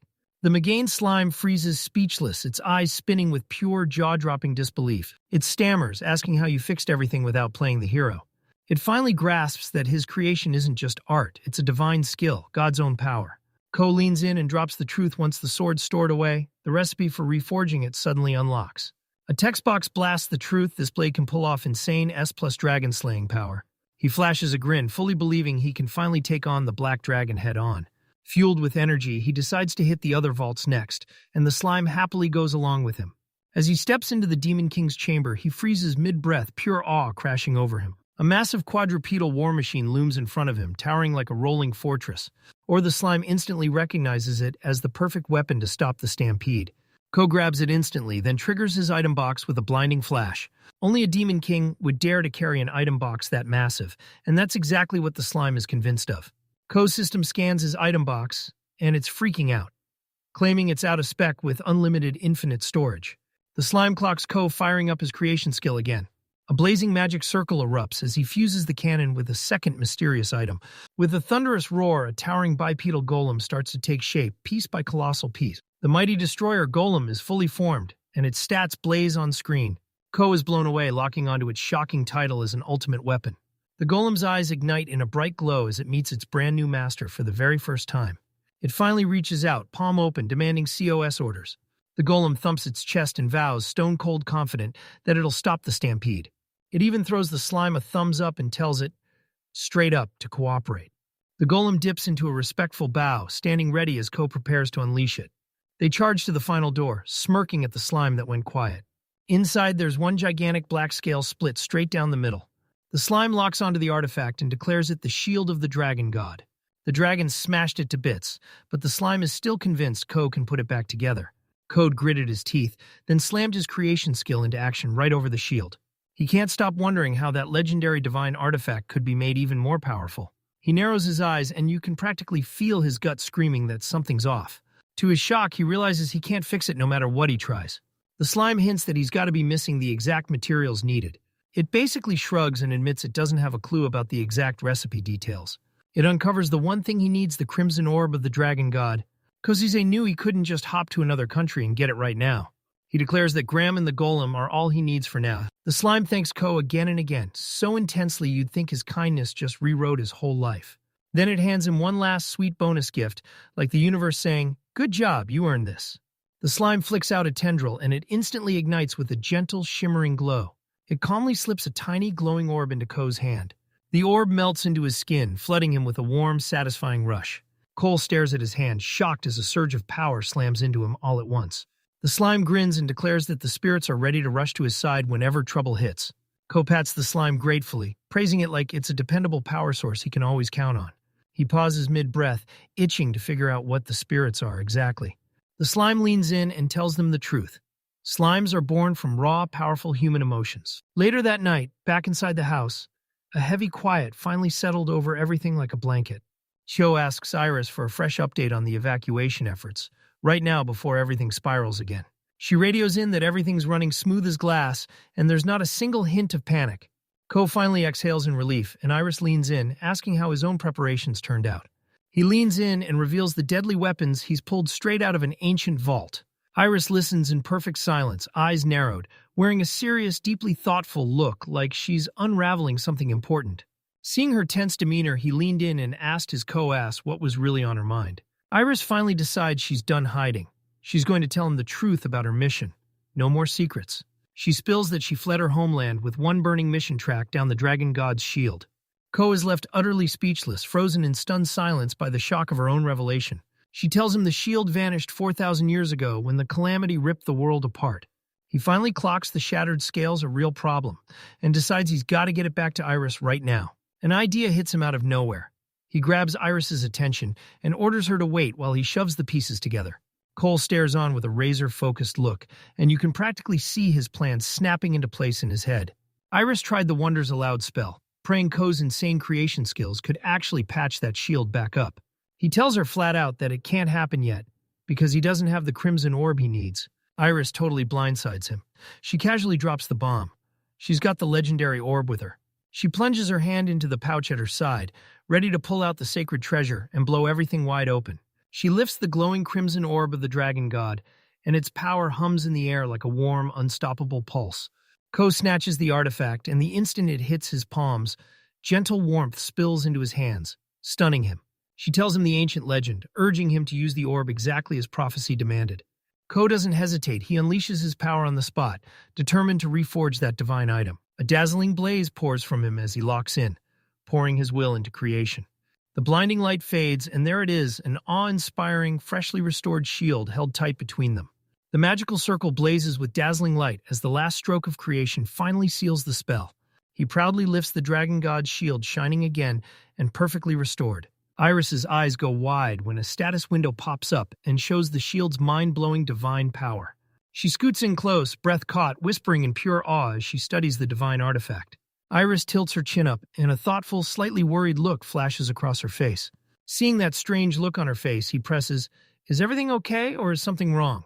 He admits the shield's locked in place, but he can't get his hands on it or swing it himself. To unlock its full might, he insists you've got to master the dragon god's Miko skill. He whips his head toward her in shock, and a bead of sweat pops out on his face as she speaks. Iris flashes a knowing grin and starts spilling the truth behind her crazy special skill. She strides forward with unstoppable confidence and declares, loud and clear, that she's the one who wields the Miko skill. She spills the ancient dragonate legend about a woman who was born with a Miko's exact skill. This Miko carries 2 sacred missions on her back: hunt down a legendary shield and deliver the crimson orb. Iris didn't just stumble through like the others. She nailed both parts of her mission and finished it. Coke can only stare at this insane, unbelievable coincidence and gasp. He remembers it 3 doors swinging wide for him while Iris was holding tight to what he couldn't get. Ko's eyes snap with sudden understanding as he finally connects every dot. He can't shake the feeling that this whole path was laid out just for him, like someone planned every step. Later that evening, elegant Shizu Jetsuri towers above the night sky like she owns the horizon. In his lavish suite, Cole lies wide awake with his arms behind his head, staring at the ceiling, trapped in restless silence. He flashes back to Ji-tan, the guild manager, telling him to rest up and be ready for what tomorrow's bringing. He thrashes in bed, nerves shredded by the rush of anticipation for the battle about to explode. A thunderous knock rattles his door, and before he can breathe, he swings it open, only to find Miria standing there. Maria beams at him with a warm, "Good evening," then leans in and asks if he's got a minute. Sinking into the sweet seats, she blurts out an apology for the hour, then snaps that this can't wait. It matters. She nods and makes it crystal clear he and Iris are heading into the fight against the Black Dragon solo. With grim determination, they double-check it. This is exactly their plan. He tells them, "We're going to intercept the dragon while the rest of you hold off danger and guard the evacuees." But Miria shuts her eyes, accepting their choice with a soft, "I understand." She hands him a tiny gift and pleads, "Please just take it." He stares at his open palm, totally baffled that this thing could possibly matter. He spots a simple, elegant ring with a faint shimmer, and his curiosity spikes. What the heck is it hiding? He studies the ring's cryptic inscription, tracking down a challenger from some far-off land. He stares at that weird phrase like it's a riddle, trying to figure out what "empty your vessel" could possibly mean. Mariah is stunned that he can read it. Then she snaps into, "Okay, he must have just got a skill mode almost instantly." She tells you the artifact's name like it's a legend. The Spirit's Ring. Long ago, she snatched it up and swore she'd pass it to whoever dares to challenge the dragon. A jolt of realization hits his face as he blurts, "I see." That ring synced to his system, and boom, unlocked the material synthesis skill. Mirio's like, "No way this feels cursed." But then he grins and explains he just unlocked a whole new power. She's completely stunned, yelling that skills are supposed to be born in, untouchable, and impossible to change. She's sure handing it to him was the right move, and he immediately chimes in, saying he thinks the same. He raises his hand and stares in awe as the ring sits on his finger like it was made for him. Mariah lights up. I knew you'd love it. And he happily agrees, calling it a fantastic ring. She flashes a wink and admits she joined the guild for one reason, so she could finally pay for that pricey ring. Colic looks sick with worry, asking, so does this mean she's about to quit her job? She shoots back, of course not, with that bold, fearless energy because she's a career woman climbing higher every single day. She's dead certain he'll steamroll every threat that's about to hit. He lets out a nervous laugh, worried she's judging him far bigger than he really is. With a glowing smile, she pushes him to try telling him he's got this and everything will be okay.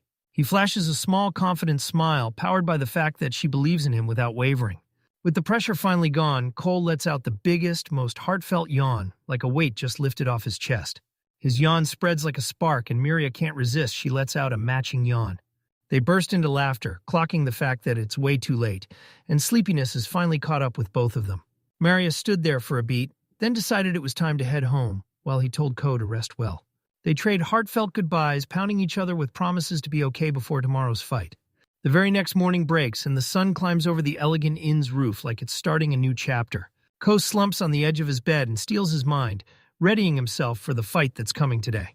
He tests out his brand new skill. Now he can synthesize way better materials than ever before. After he finally churned out enough fin repellents, a brand new insanely powerful equipment recipe unlocks. With a smug grin, he fires up his creation skill and blazing light swallows everything. He's finally revealed, rocking his brand new Finra coat top-tier gear, the kind that screams power.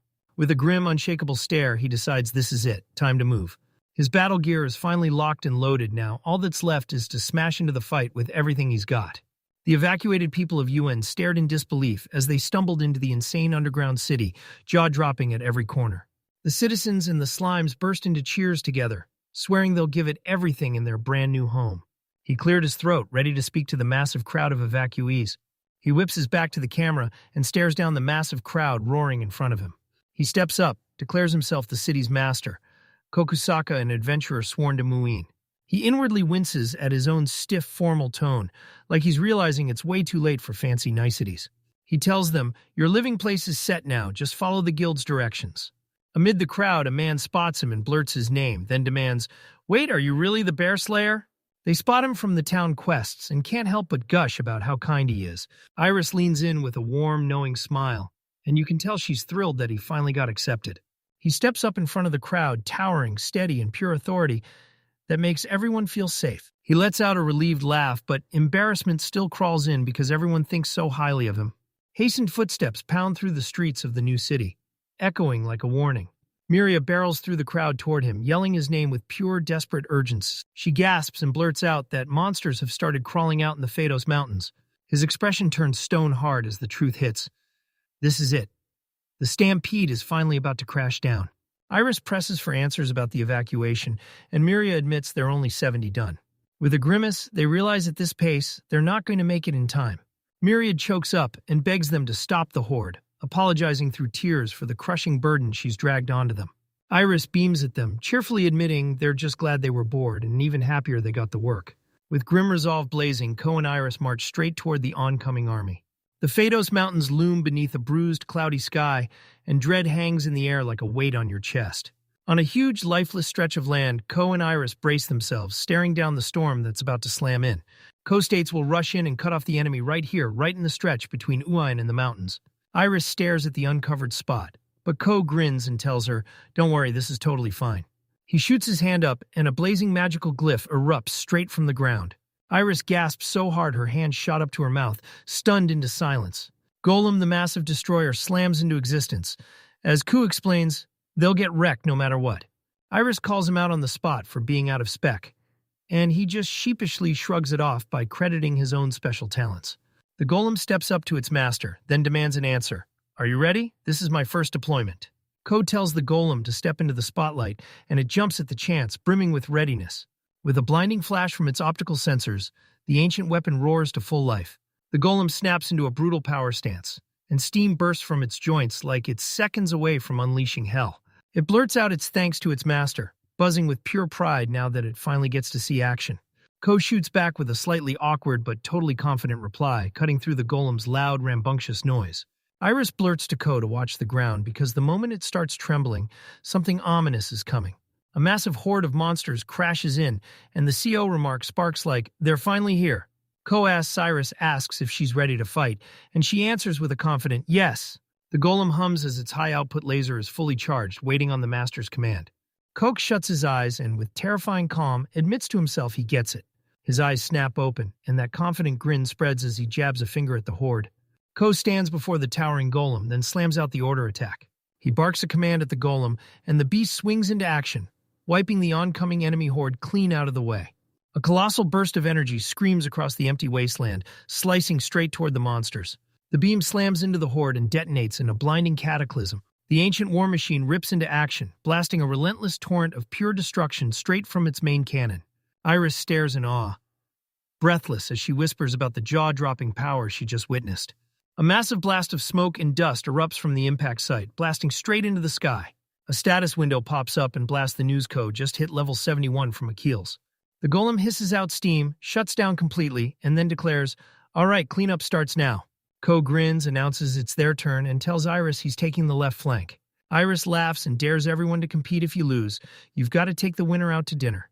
Ko smirks, basically saying, "Yeah, I'll need to go all in if I'm going to win this bet." And that's when things get serious.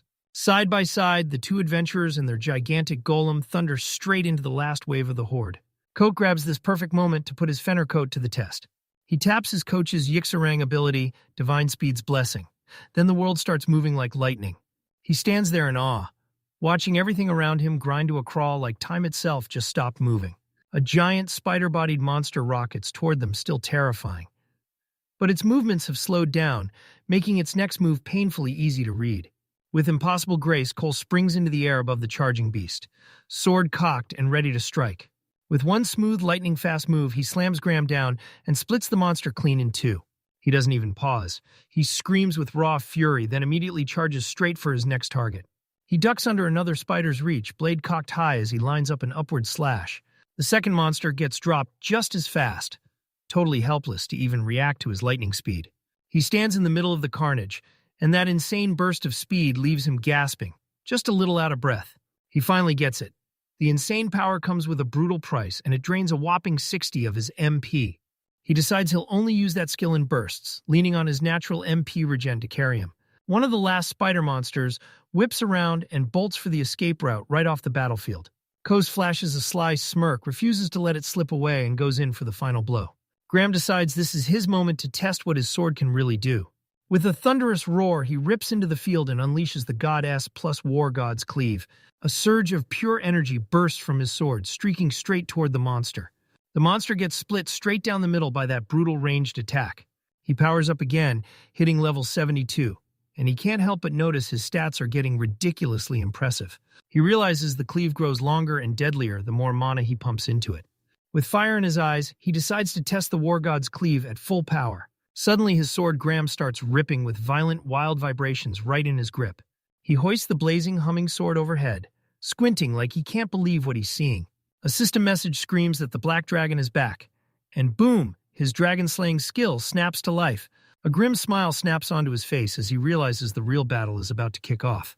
Elsewhere on the battlefield, Iris gets boxed in those wolves close in from every side, trapping her in their growling ring. One wolf rockets forward, jaws stretched wide, and lunges straight into the attack. Her divine shield snaps up a hexagonal barrier that slams the wolf's attack to a screeching halt. With a thunderous battle cry, Iris springs into action and launches her counterattack on the beast that's already been driven back. She drove her spear straight ahead and pinned the wolf down, making it howl in sharp, sudden pain. She clenches her teeth, furious, and snaps under her breath that these things never seem to end.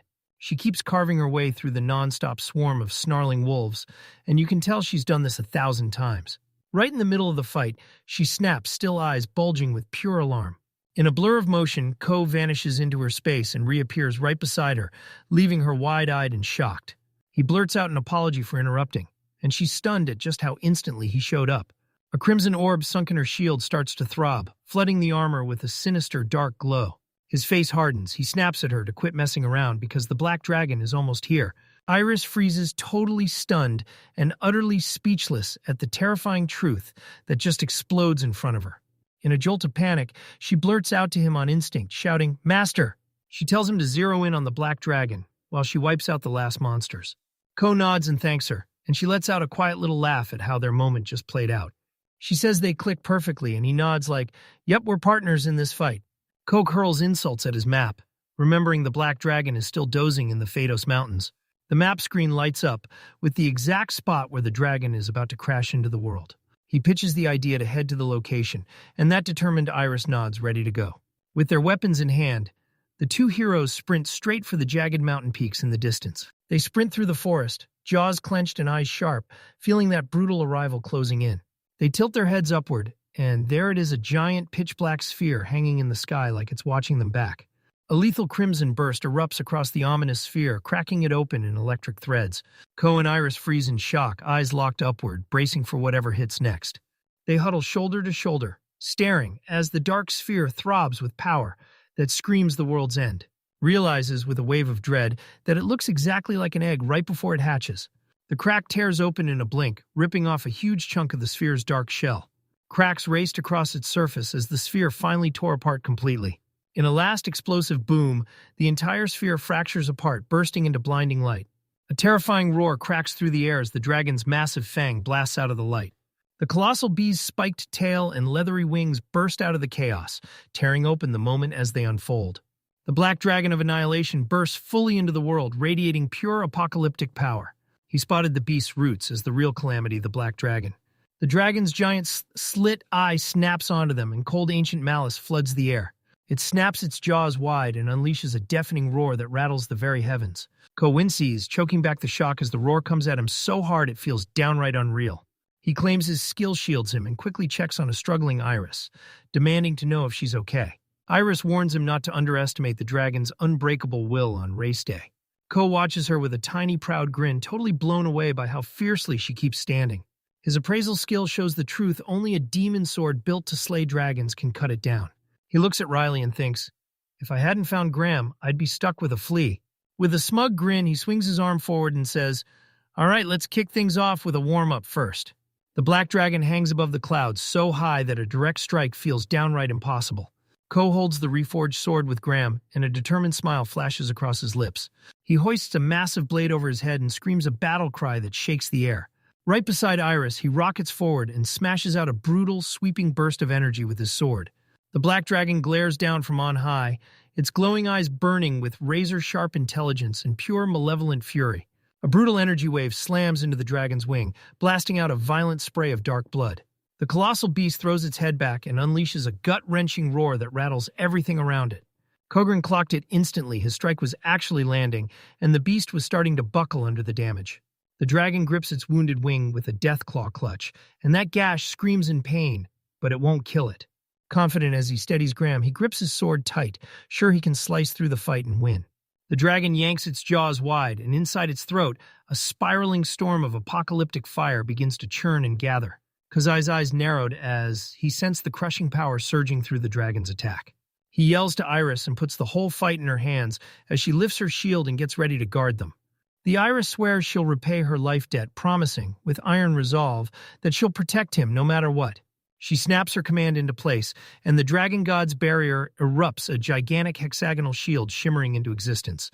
The dragon spits a wall of fire, blasting the barrier with a roaring torrent of destruction.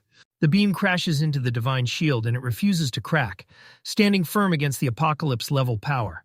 The dragon keeps blasting fiery death flames rip across the land, and the shimmering shield keeps holding. Iris grits her teeth, sweat pouring down her face as she clamps the shield and holds back the crushing force. The moment the dragon's breath hits, the barrier starts shattering, cracking under the sheer crushing power. The dragon bellows in pure rage because its attack got shut down, crushed by the divine artifact.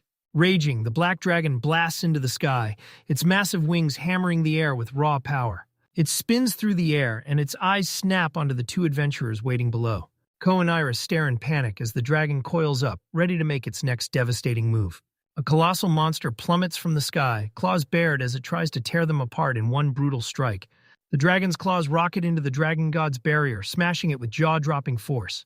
The barrier cracks open, then explodes into shards as the calamity's raw power slams it to pieces. A brutal barrier shatters into flying fragments as the dragon slams down on them from above, right off its perch. Ko's face tightens as he slams the activation of his yet skilled divine speed acceleration. With a blur of speed, he rockets into the sky, launching straight at the calamity. The dragon jolts with shock when a mysterious figure suddenly bursts into view right in front of it. Iris snaps her gaze upward, her face frozen in pure shock as Ko rockets by.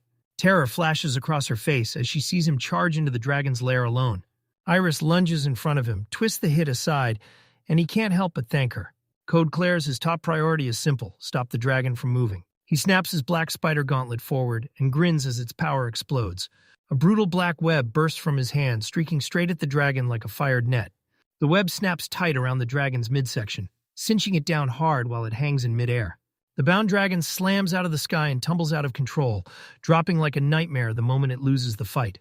Ko and Iris brace hard as a dragon slams into the ground just a few feet away. The dragon bellows in rage, thrashing against its ropes as it hammers the ground beneath it. Iris pulls Ko aside and asks, "So are we actually winning against the black dragon for now?" Ko nods and swears they've got this. He'll crush their opening as his mana surges back. He funnels every ounce of energy straight into Graham, ready to unleash an attack that'll hit like a tidal wave. The enraged dragon snarls, ready to blast its next brutal fire breath straight from its maw. A roaring spiral of power churns inside the dragon's mouth, building momentum for the deadly shot about to blast out. Ko flings his energy beam, and the dragon blasts fire breath. Both charges crash straight toward each other. Two cataclysmic forces crash together and unleash a titan-sized, blinding blast of pure power. Ko gets slammed backward by the blast, bracing hard as the shockwave rips through the air. He blurts out Iris's name with pure worry right there beside her after everything's done. Iris flashes a smile, and it hits him she'd promised to protect him from the start. Ko smiled back, warmly thanking Iris for her help and for the kind of courage that never wavered. They can't stop asking if the black dragon is finally crushed, praying it's over for good. Their faces snap into shock and horror the moment a brand new presence crawls into the scene. From the swirling smoke, two blazing eyes emerge, still burning with unstoppable fury. A black dragon tore out of the smoke, roaring through its wounds, still very much alive. Ko feels a weird jolt hit him, and he can't stop thinking what the heck is happening right now. He clamps both hands to his head, face twisted in agony as every last ounce of strength drains out of him. The status window screamed as his MP dropped fast, way too fast, like a warning siren for what was coming next. He spots it, the dragon just triggered Darkfield, a skill that gulps up mana with ruthless silence. He clenches his teeth, realizing that the dragon's skill is draining his MP faster than he can regenerate. His MP is cratering, so he knows he can't back off. He has to finish this right now. His face is locked in grim determination, because he knows there's no other way out. He hoists Graham high above his head, then dumps every last drop of his remaining mana into it. He unleashes the full world-rattling power of the War God's Cleave S+. A beam of pure energy crashes into the black dragon's protective barrier like thunder, shattering the air. He screams, realizing that if this hit misses, everything ends right then and there. The beam slammed into the dragon's defenses with thunderous crackling force, shaking everything on impact. Coast Reigns hammered down as he drove the attack with every ounce of strength, pushing it harder and farther with relentless urgency. The dragon's barrier starts to crack, splintering under the sheer unstoppable force pressing in. The barrier explodes into 1,000 shards, and the dragon is suddenly laid bare. The beam barrels on, carving straight into the dragon's chest and ripping it open with a brutal, grievous wound. Ko's eyes bulge with shock and pure despair as he realizes his attack didn't land. He drops to his knees, wheezing in disbelief that he shattered the barrier, then realizes his MP is totally gone. The wounded dragon erupts in one last furious scream of pain and rage. It spits out one final desperate fire breath, an unstoppable wave of pure total destruction. Iris shrieks Ko's name and lunges in front of him, trying to block the coming blast. She vows to guard him with her life because that's the exact promise she swore. Her shield catches the fire breath, but the blast is so brutal it shatters what she can hold. The divine shield shatters as the dragon unleashes its final earth-crushing strike. The shield explodes into nothing divine protection, ripped apart by the calamity's raw power. Iris lets out a blood-curdling scream as the blast hurls her backward. Cole freezes in terror, praying this isn't the moment he meets his end. He starts remembering his old life, just a soulless grind where every death felt like a sweet escape. Then he spots his new friends' faces, and they welcome him with open arms like family. He declares loud and unshakable, "I'm not dying, I'm fighting to stay alive." A brilliant flash explodes in the sky as he swears he'll come back for everyone he holds dear. A surge of holy light erupts from the spirit's ring on his finger, blazing brighter by the second. The ring's ancient inscription spells out the blessing it's willing to unleash on whoever dares to challenge. He finally sees it. Every condition is fulfilled, and the ring's real power snaps on like a trap springing shut. A wild storm of raw, untamed magic blasts through his body, wrapping him in blinding light. His eyes bulge with pure disbelief as an impossible surge of power rockets through his body. His status screen just blew up his MP shot past the old limit into territory it had never reached before. He knows this is his shot that he can't afford to miss, so he steels himself and gets ready to move. He fires off one last earth-shattering blast, dumping every ounce of his new power into it. He stands alone and unleashes a beam of pure destruction, while Iris lies close by. A blazing beam, pure, roaring energy slams into the black dragon and swallows it whole. Ko screams through sheer effort, driving the attack forward with every ounce of strength he has. The dragon screams in raw agony as that dark, monstrous body gets swallowed whole by blinding light. The calamity rips apart and it disintegrates, dissolving into a burst of blinding, roaring energy. Its last scream of agony ricochets through the air as the attack completely annihilates it. Ko's last-ditch, cataclysmic beam of energy rips across the ruined wasteland. The black dragon gets blasted, and its obsidian body starts to crumble and fall apart in the chaos. Iris stood her ground as the blast chaos raged around her. Her divine shield still held up like a shielded promise. The dragon's gigantic head crashes into the earth with a brutal slam, and its dark blood splatters across the ground. Mortally wounded, the beast lets out a grim low growl, its life fading away. Then, with a final burst of rage, it hurls its last desperate fire breath, like a last chance at survival. Cole unleashes one last savage roar, pouring his entire soul straight into his sword. He digs his heels in, weapon lifted high, waiting to smash head-on with the dragon's last brutal attack. With a fierce shout, he whips the demon's sword into one last decisive arc, no backing down. The sword's energy slams into the dragon, and boom, a blinding flash of light erupts everywhere. The whole calamity gets swallowed alive by a blinding beam of pure divine power. Its massive body gets ripped apart, breaking into nothing, as the attack's blinding light swallows everything. Ko watches as the final remnants of the great beast crumble away, smoke twisting up, embers fading into nothing. He's breathing hard, sweat pouring down his brow, completely wiped out but still victorious. He stands alone in the chaos, blazing his claim this victory will be his, and his alone. A chilling vision flashes Black Dragon, unleashes fire, and turns a once ancient high-tech city to ash. The survivors dug a secret underground city, then kicked off a sacred 3-day prayer that would hold them together through the dark. Powerless to fight, they threw their last hope into a future transmigrator. That 4,000-year-old prayer wasn't just tradition. It was their final offering, meant to reach the one who would finally grant their wish. Days later, a wave of pure joy erupts. Owen's streets light up as everyone celebrates their victory. Crom lifts his mug high and toasts Ko and Iris for pulling them out of the massive crisis. The whole town erupts in cheers, lifting their drinks high like they're sealing the deal together. Fellow adventurers watch praise Ko blaze through his upgrade, shedding Bear Slayer and roaring into the title of Dragon Slayer. They beam at him, practically begging him to take a drink, swearing he's the hero who saved the day. With friends all around him and grateful townsfolk cheering, he collapsed finally, letting himself sink into the celebration. When night crashes over the town, the grand celebration finally starts to die down. A familiar face strides up to Ko and Iris just as they're soaking in a rare, peaceful moment. Ko's face flashes a warm grin the second he spots that merchant Crom. Crom thanks them for saving the city and then admits that Ko has blown past every single expectation he had. He humbly shrugs off the praise, insisting it was nothing just pure luck. He flashes back through every lucky break the city, that sword, the shield, and the ring. A chill crawls up his spine as the truth hits. If even a single piece was gone, failure was doomed from the start. Kron starts passing down the same hard-earned wisdom he'd already shared with Ko once before. He breaks it down. Sketching a great hand and actually playing it right are two totally different worlds. If you can wield your power right, he says, fate stops fighting you and starts backing you up.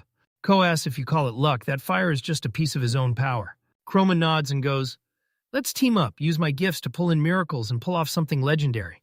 With a proud grin, he tells Ko to trust himself, because his future is right there, waiting for him. Ko quietly mulls over Crom's words, whispering that luck isn't luck at all, it's fuel for his strength. He lets out a quiet breath, and a small, confident smile snaps onto his face. Now, he finally feels like he can accept himself, something he'd never been able to do back in Japan. The very next day, Iris stakes out the town's central fountain, waiting there for Ko like her life depends on it. Ko, still wearing his worn-out suit, suddenly halts in his tracks, completely thrown off by seeing her show up. She stands there, jittery in a plain white dress, and it's a shocking contrast to the armor she's always wearing. Her whole face lights up with a bright, happy smile the second she spots him coming toward her. She beams at him, voice sweet and bright, and tells him she can't wait to spend the day together. Ko, cheeks heating up, compliments her and tells her the dress makes her look completely different. A waitress leads the two of them straight to a hush-hush booth in the restaurant. Over dinner, Iris leans in and remembers this is exactly where they first talked about the ancient civilization. She thinks, if we never had that talk, the UN citizens might have never made it out alive. The memory of that battle hits her like a jolt. She shudders hard, swearing she'll never face that dragon again. It reminds her there are worse calamities out there than the black dragon. He shoots a grin and laughs like, next time I'll just summon the dragon and let it fight for us. Iris freezes in place, then clamps a napkin over her mouth as total shock rips through her. She asked if he'd already picked up yet another new skill, and whether he'd finally mastered that crushing power. Code tells him that beating the dragon and leveling up didn't just make him stronger, it unlocked a brand new ability. Now he can unleash and control the calamities he's already crushed, using his magic like a remote control for chaos. Iris laughs and says that, with power this out of spec, maybe he's not just a villain. Maybe he's the real calamity. He bursts into laughter, swears he's just an ordinary human. But he can't ignore it. She's got him dead to rights. He flips the conversation and casually drops that he saw Miria on his way over. He leans in and tells Iris that Miria's getting yanked to the guild headquarters in the capital. He adds that they're not just getting praised, they're also heading to the capital to be honored for what they did. Iris snatched it back, shrugging like, you never know what life's going to throw at you. She never could have dreamed that leaving her homeland 5 years ago would end like this. Ko stays silent, feeling it in his bones that something bigger is about to explode onto the scene. Iris finally blurts out the truth. Ever since she arrived in the Dragonette's land, they've treated her like she's nothing but cold air. Ko's smile drops into seriousness as he asks her, straight up, if she'll finally tell him why. She blurts out the bombshell she has a twin sister, and her name is Felis. She tells you her sister had it too, the rare dragon god's Miko skill. If it's rare, you'd never expect this. Both twins somehow have the same wild skill. Iris tells everyone the truth. Yeah, she had spearmanship. But Phyllis's Miko power was the one that turned prophetic dreams into reality. Phyllis's dreams hit over 90 accuracy, and people bowed to her as the real Miko. Iris drops her gaze to the table, and the moment the memory hits, her smile dies, and sadness floods her face. The two sisters grew up inside a shrine, but while one was cherished, the other was treated like a backup, nothing more than spare. She shuts her eyes tight, pain crashing through her, and the nightmare of that day when she was 15 comes flooding back. She bursts in, saying the shrine got stormed by monsters and Felis got killed. At 16, she fled her homeland and took MECO's sacred mission on herself. No backup, no comfort, just her alone. With a sly little smile, she admits that when her guard finally dropped, her spirit almost shattered. And he locks eyes with her, grief in his chest. Finally getting it, fully understanding her whole journey. Iris swallows one last quiet sip of wine, and the painful story finally lands. She grabs Ko's hand and tells him, because of you, I can finally stare down the memory of my sister. He meets her eyes, and that look practically spills unspoken empathy for everything she's been through. He leaned in and demanded to know what she'd do now that her mission was finally over. She flips the question right back onto him, demanding to know what he's going to do next. He grins at her and promises, I'm leaving Uyen and I'm going to chase the whole world. A warm, hopeful glow blooms in Iris's eyes as she listens to him. With a shy little tremble in her voice, she asks him if he'll take her with him. She swears it'll be a blast for him, even if all he ends up doing is sightseeing. Ko flashes a warm, knowing grin and quietly nods like he's been waiting for her to ask. He says she's changed, and she finally admits, maybe just maybe he's right. Her eyes grow gentle as she braces herself to finally lay her whole heart bare to him. She finally blurts out that she'd always felt like she was the only soul left in the whole world. But now she says despair has vanished for good, and it's all because of him.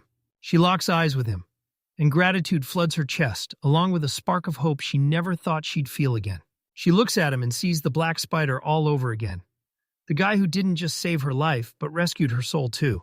With a radiant, joyful smile, she beams at him and tells him how genuinely thrilled she is that she finally met him. Ko flashes her smile, and in that moment, they lock eyes, no words needed, just pure understanding. Later that night, he escorts her home under a sky bursting with stars and moonlight.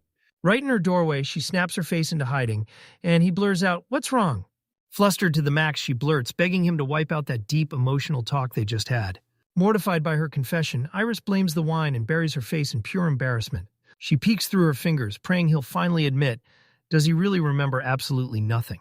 Ko plays along with a gentle grace, and that knowing smile says he's remembering every single word. He tells her to come inside for a quick moment, because they finally arrived at her inn. Right by the door, Code softly slips his hand into Iris's like he's making a promise just for her. That sudden burst of warmth hits like lightning, and both of them jerk their gaze down to see their hands locked together. The second their eyes lock, a silent understanding snaps into place between them. Iris's earlier embarrassment vanishes in a flash, and a bright, heartfelt smile lights up her face. Ko flashes back a bright, warm smile that's packed with pure affection. The next day kicks off with bright sunlight pouring through the dense forest leaves, turning the whole place golden. Now, in his adventure gear, Ko grins with pure contentment, soaking up the calm, peaceful morning like it's his personal victory lap. In the quiet woods, he throws his chest out and declares, "Peace is the greatest thing of all." Iris's voice suddenly snaps his name from right behind him. She jabs a finger forward with blazing excitement and tells him she's already found a whole haul of Urudake mushrooms by the water. Ko agrees to go investigate them, and he thanks her for helping him out during the quest. Iris grins bright as day, insisting it's totally fine because she actually loves doing it. Kogrins leaned in and told them they needed to officially apply to form a party at the guild. Arrest gets called in as Iris breaks down the guild rule that shuts down their partying. She tells him, with total confidence, that a capital invite will finally give him the shot to climb the ranks. He steps in, grabs their attention, extends his hand, and promises that he'll officially forge their party right there, no doubt. Iris tilts her head up at him, her eyes bright with hope and teasing, and asks, "You sure?" He grins, fully sealing it, then leans in and asks if she'll hop on his journey with him. Iris whips around with a dazzling flourish, grinning as she blurts that being with him is pure fun. A soft drift through the nearby woods suddenly snags her attention like a hook in the dark. Cole snaps his gaze upward, wondering if those weird floating shapes are about to turn into monsters. Iris flashes a warm smile at him, telling him to stop stressing. Everything's going to be fine. She tells him about harmless flying mushrooms that zip away the second anyone comes near. Combe realizes those eerie mushrooms might be the exact materials he needs to level up his creation skill. Iris volunteers to block the mushroom's escape route, but Ko shuts it down, says there's no need. Ko flashes a confident grin, drops into a crouch, and then slams his divine speed skill into action. A savage gust of wind lashes past Iris just as Ko vanishes in the blink of an eye. She stares as a blur tears through the forest, stunned by the sheer speed he's got. He's back in a flash, grinning as he declares he snagged 56 mushrooms in just 2 seconds. After they pull off that killer harvest, they drop right into their next hunt, scouting a small pond for more to gather. By evening, they're weaving back through Owen's loud, crowded streets like they own the night. A voice suddenly barks, "Excuse me," and he snaps around, ready to find out who's calling. A young girl barrels forward, blurting out that she's a huge fan and reaching for a handshake like it's her dream. Ko froze on the spot, stammering in shock at the sudden, unstoppable burst of fandom. Another young guy drops to his knees and begs Ko to let him become his apprentice. A small-town chef dares to invite the legendary dragon slayer to his restaurant on the house for a free meal. A mother grabbed Ko's attention and begged him to pat her kid's head for good luck. As we closed in on the guild, I could tell the place's popularity was starting to get really annoying. Mary's bright smile flashes as her face appears above them. She's spotted them. Myriad leans out the window, grinning like crazy, and cheerfully waves Ko and Iris back in. She flashes a bright grin and declares their timing is spot on, holding up the sealed envelopes. Ko tore open his letter, and when he saw the news, his stomach dropped. The award ceremony was only 1 month away. Myriad tells them that the Scarlet Trading Company has taken over their travel plans. Ko gets slammed with a reminder that Crom isn't just a name, his fate is tied to him, and that crushingly powerful merchant company of his. Iris asks if Miria's coming, and Miria fires back with an excited thumbs up like it's a guaranteed yes. Maria shoots back that she's got business to handle there, then tells them she'll meet them at the venue. She hypes them up, telling them to soak in the ride, and swears it's going to be a blast. Ko and Iris lock eyes and trade a blazing smile, both of them itching to kick off their next wild adventure. That night, with a full moon blazing overhead, Ko couldn't stop thinking about the trip to the capital that was coming. He's standing alone in this endless field, staring across the distance at those silent mountains like they're daring him to make a move. He's convinced he's the one who's out here this late, testing a brand new item. He lifts a dazzling ring and tells you, with pride, that he forged it from the Black Dragon's shattered remains. A status window flashes the truth it's the Ring of the Flame Emperor, and suddenly your fire magic aptitude ignites. A system notification flashes confirming the Flame Emperor's skill has a new successor. Ko realizes the system quietly slipped in a brand new skill without him ever hitting a single button. He realizes right away to cast magic in this world, you've got to have the matching elemental skill backing you up. This fire magic is the absolute top-tier skill only unleashed while the ring is on your finger. With grit in his eyes, Ko decides to put his brand new power to the test. He thrust his hand forward and blasted a fiery arrow spell straight into the air. Pure power and destruction. A bolt of pure fire crashes into the base of a tree, blasting it apart with explosive force. The tree gets swallowed instantly by a roaring wall of fire, blasting upward like it's alive. As the flames finally calm, Koi remarks, "That spell is crazy convenient." He fixes his eyes on the tree still burning, and his mind races. Can he really control how far the blast reaches? He sweeps across the open field, hunting for a fresh target to prove his theory for good. He locks onto a stretch of grass, ready to torch just a tight 10-meter radius. With laser focus and pure confidence in his eyes, he tightens his grip and blasts the spell into the world. A colossal ring of fire tears open the horizon, blazing in tight control as it roars from far away. As the flames die down, he can't help but stare in awe because the magic's precision is absolutely unreal. He's buzzing with excitement because this new ability blows his combat options wide open. A sudden rustle from the bushes nearby yanks his attention in an instant. Two long white rabbit ears burst up from the tall grass, twitching like they've just caught your scent. A brutal horde of muscular punch rabbits bursts out, foaming at the mouth and ready to smash their way into a fight. The rabbits erupted into sharp, high-pitched squeals that sounded pure menace. When Ko spots that charging horde, he immediately clocks them as the perfect targets to drill practice dummies for his skills. He blasts the entire area with a blazing fire arrow, trying to wipe every last one of them out in a single strike. Hundreds of tiny blazing fire arrows slam into the charging rabbits' hearts with ruthless, pinpoint precision. The whole horde drops to the ground at once, wiped out in a single perfectly timed strike. He realizes that by striking their hearts alone, he's sparing their precious pelts. A crisp system chime blares as the game tells him, "You just hit level 92. He slams a look at his status screen, and Riley nods. His power is clearly out of spec, and he knows it. Then he unveils his ultimate masterpiece, an explosive potion brewed from flying mushrooms. A status window flashes it as a flying potion. Then the counter locks in 30 minutes of flight. He can't stop wondering what it would feel like to fly as he lifts the potion to his lips. He takes a sip and freezes because the flavor hits him like top-shelf Japanese sake. Moments later, his feet drift up off the ground on a gentle updraft. His face bursts into pure joy the moment he realizes he's actually floating. He grins and pushes upward, chasing the perfect view from even higher. His boots rip off the ground as he rockets upward into the night air. He rockets into the sky, his long coat snapping and billowing in the wind as he climbs higher and higher. He whips his head around, awestruck by a sky packed with stars so bright they almost feel alive. He drifts weightless through the endless night, a lone soul floating alone in a breathtaking sea of stars. He's totally stunned, eyes locked on that breathtaking view like it's beyond real. A calm, satisfied smile spreads across his face as he drinks in the view. He spends the next while experimenting with wild new ways to launch himself through the air. He was having the time of his life until the potion's power faded, and he drifted down onto the grass like a soft landing. Just after midnight, he finally made it back to his plush room at the inn. Breathing through the smoke after that brutal fight, Ko's mind goes straight to his creation skill and a brand new recipe he can't wait to try. He whips up a plain t-shirt, and somehow it's packed with comfort that feels absurdly top tier. Ecstasy hits. He presses that super soft, silky fabric to his cheek and lets the smooth touch sink in. With his brand new creation strapped on, he flops into his luxurious bed and calls it a night. He sinks into a deep, peaceful sleep, and a soft, satisfied smile settles across his face. Beneath the sky packed with stars, the hero of Uyen finally snatches a hard-earned night of peace. Right before they set off, Ko and Iris slip into a surreal, sun-bathed underground city. Right away, caretaker slimes bounce in and greet them with non-stop cheerful energy. Even with Iris and company being welcomed with big smiles, they can still feel this weird, awkward tension hanging in the air. The slimes stare up at them, all of them tilting their heads like they can't make sense of what they're seeing. Their smiles instantly crash into terror when they hear he's about to leave for good. He calmly tells her that he's heading off on his journey, and he'll be gone for a while.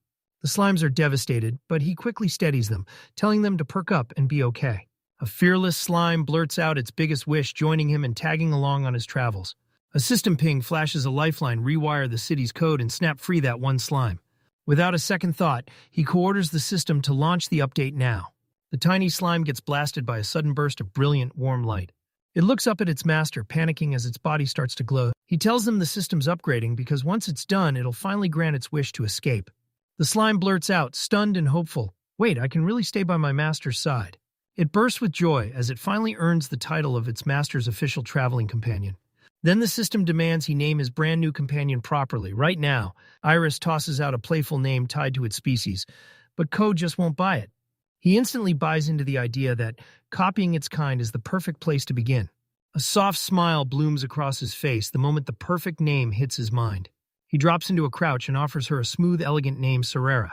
The freshly renamed slime practically shimmers with joy, chanting Sarera to itself over and over like it can't believe it. It eagerly latches onto the gift, thanking its master, like it just won the greatest prize in the world. Right in the middle of it all, that little slime suddenly sags, like the thrill got drained, and sleepiness hit it hard. Overwhelmed to the bone, Sarera drops onto the grass and falls into a fast, instant sleep. Com says the system rewrite feels like one of those never-ending computer updates, just dragging on and on. The other slimes rush over to care for Sarera, and then boom, they reveal they've got a present waiting for her. A slime freezes in shock, staring around like, wait, how did I even hear that whisper? Ko and Iris break into laughter, admitting totally shameless that they've been talking way too loud. The slimes dart ahead, urging them deeper into the city toward a warehouse nobody can find.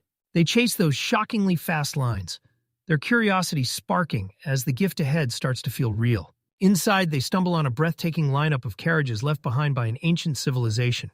Iris leans in and explains that every modular carriage is custom-made. No two are furnished the same. She perks up and points out that one of the units even comes with its own kitchen. Another perk, cozy plush beds, then a third spot goes even bigger, with a seriously impressive 2-story setup. Iris thinks about it and realizes that if you mash them all together, you'd get something absolutely mind-blowing. The slime nestled in her arms lets out a happy agreement, pushing him to unleash his insane creation skill. A brand new recipe sparks to life inside his head the moment he taps into his creation power. He clocks the full potential, grins wide, and gets ready to kick off his biggest, most epic project yet. Iris and Sarera lock onto him as he lifts his hand and starts pouring the creation into the world. He plants his feet on a colossal magic circle and unleashes an ability that feels straight-up godlike. With a blinding burst of light, a jaw-dropping 2-story luxury vehicle materializes out of nowhere. The Grand Cabin is a total masterpiece. Its defenses are wildly overpowered.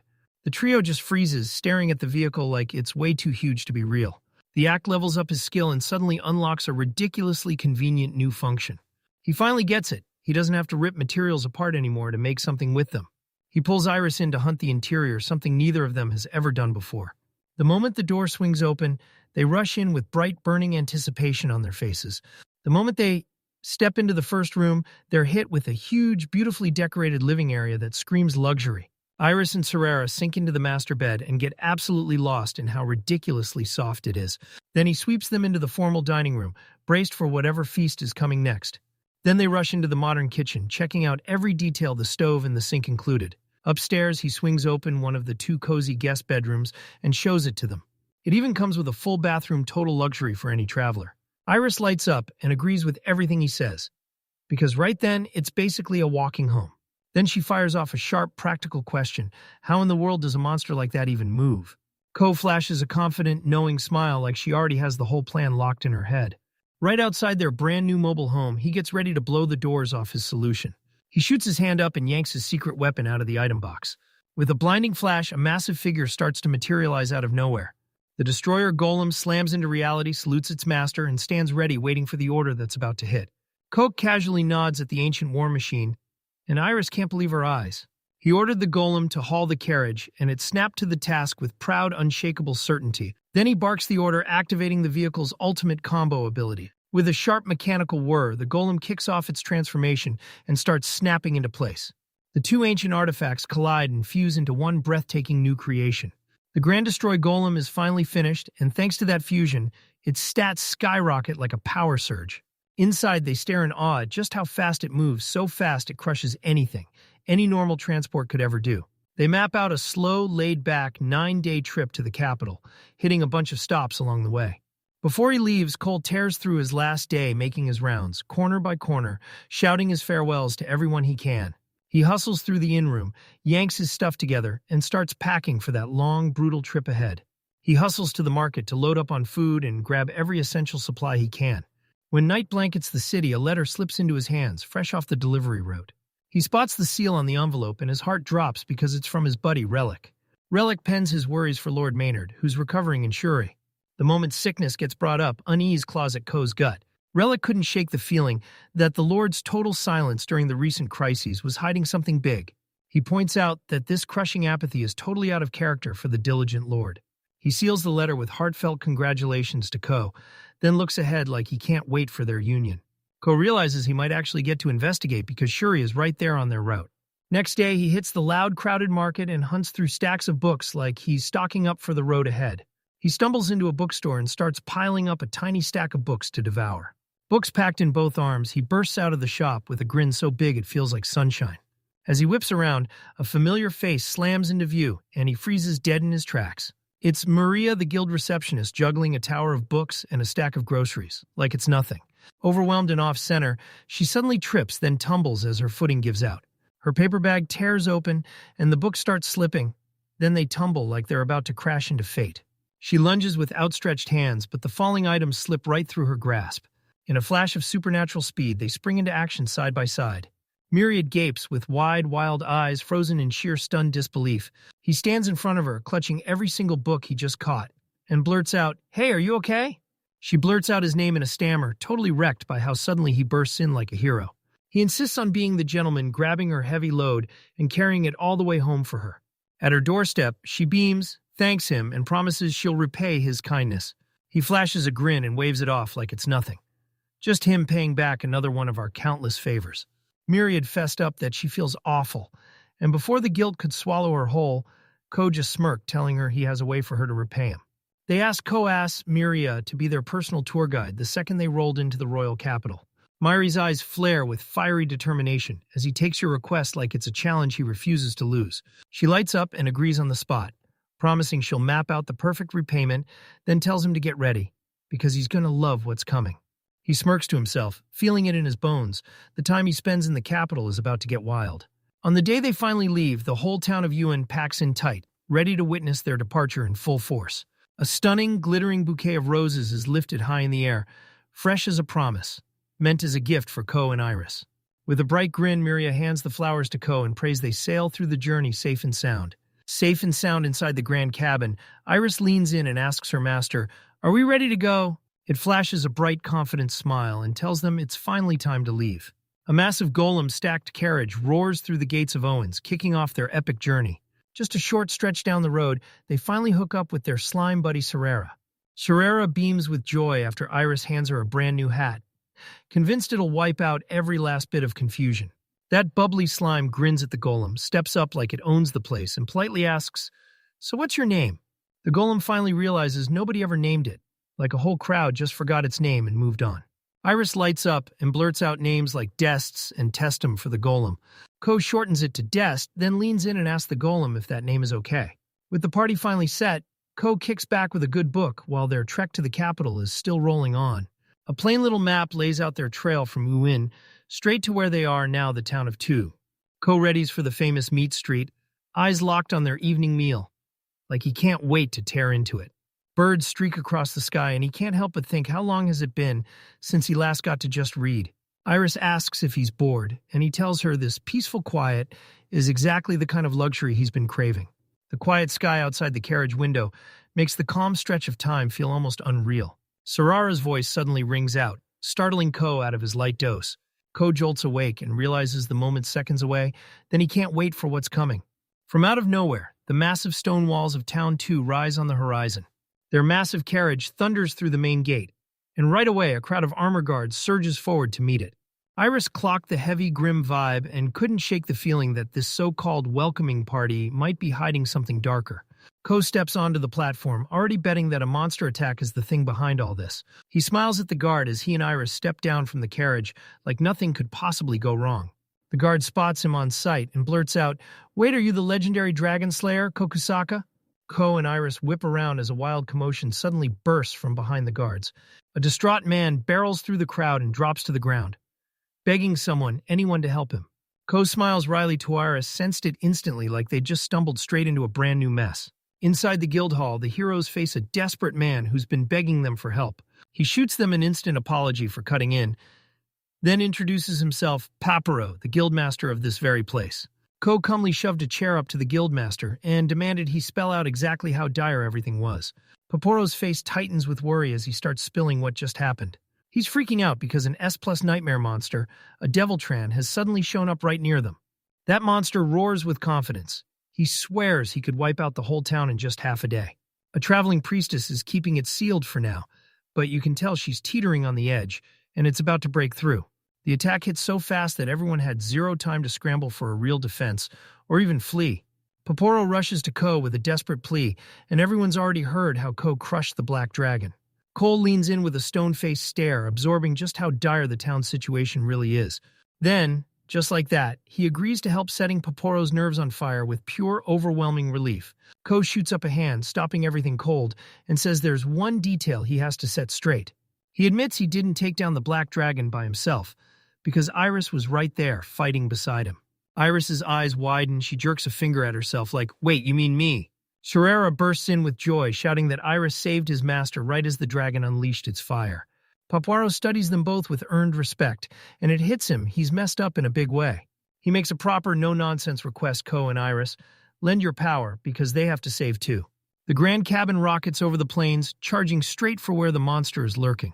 Sarira blurts, "Why are you and Iris up on the carriage? What's going on?" Ko tells them they've got to lock in a clear line of sight to judge what's really going on. Iris flashed a small secret smile still warm from Ko's earlier words. She whips around to him and bursts into thanks for the kindness he just showed her right there at the guild.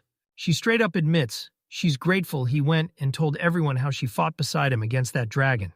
Cole gazes at her with warmth, then tells her plain and true that she's his precious partner. Iris whips her head away, trying to smother a happy blush, then blurts, "What's wrong?" She brushes it off like it's nothing, then snaps her shield into place, swearing she'll finally take care of the defense herself. Cereris catches a weird disturbance out in the distance and blares, calling out to its master Aniris. The carriage rattles toward a dead, empty plain right ahead. One monstrous tree looms like a nightmare come to life. Staring down at the distant creature, he felt a bead of sweat drip down his brow. The colossal devil trant finally breaks into full view, horrific and terrifying, trapped in shimmering chains. Iris freezes at the sheer size of the monster, then gapes at the glowing chains pinning it in place.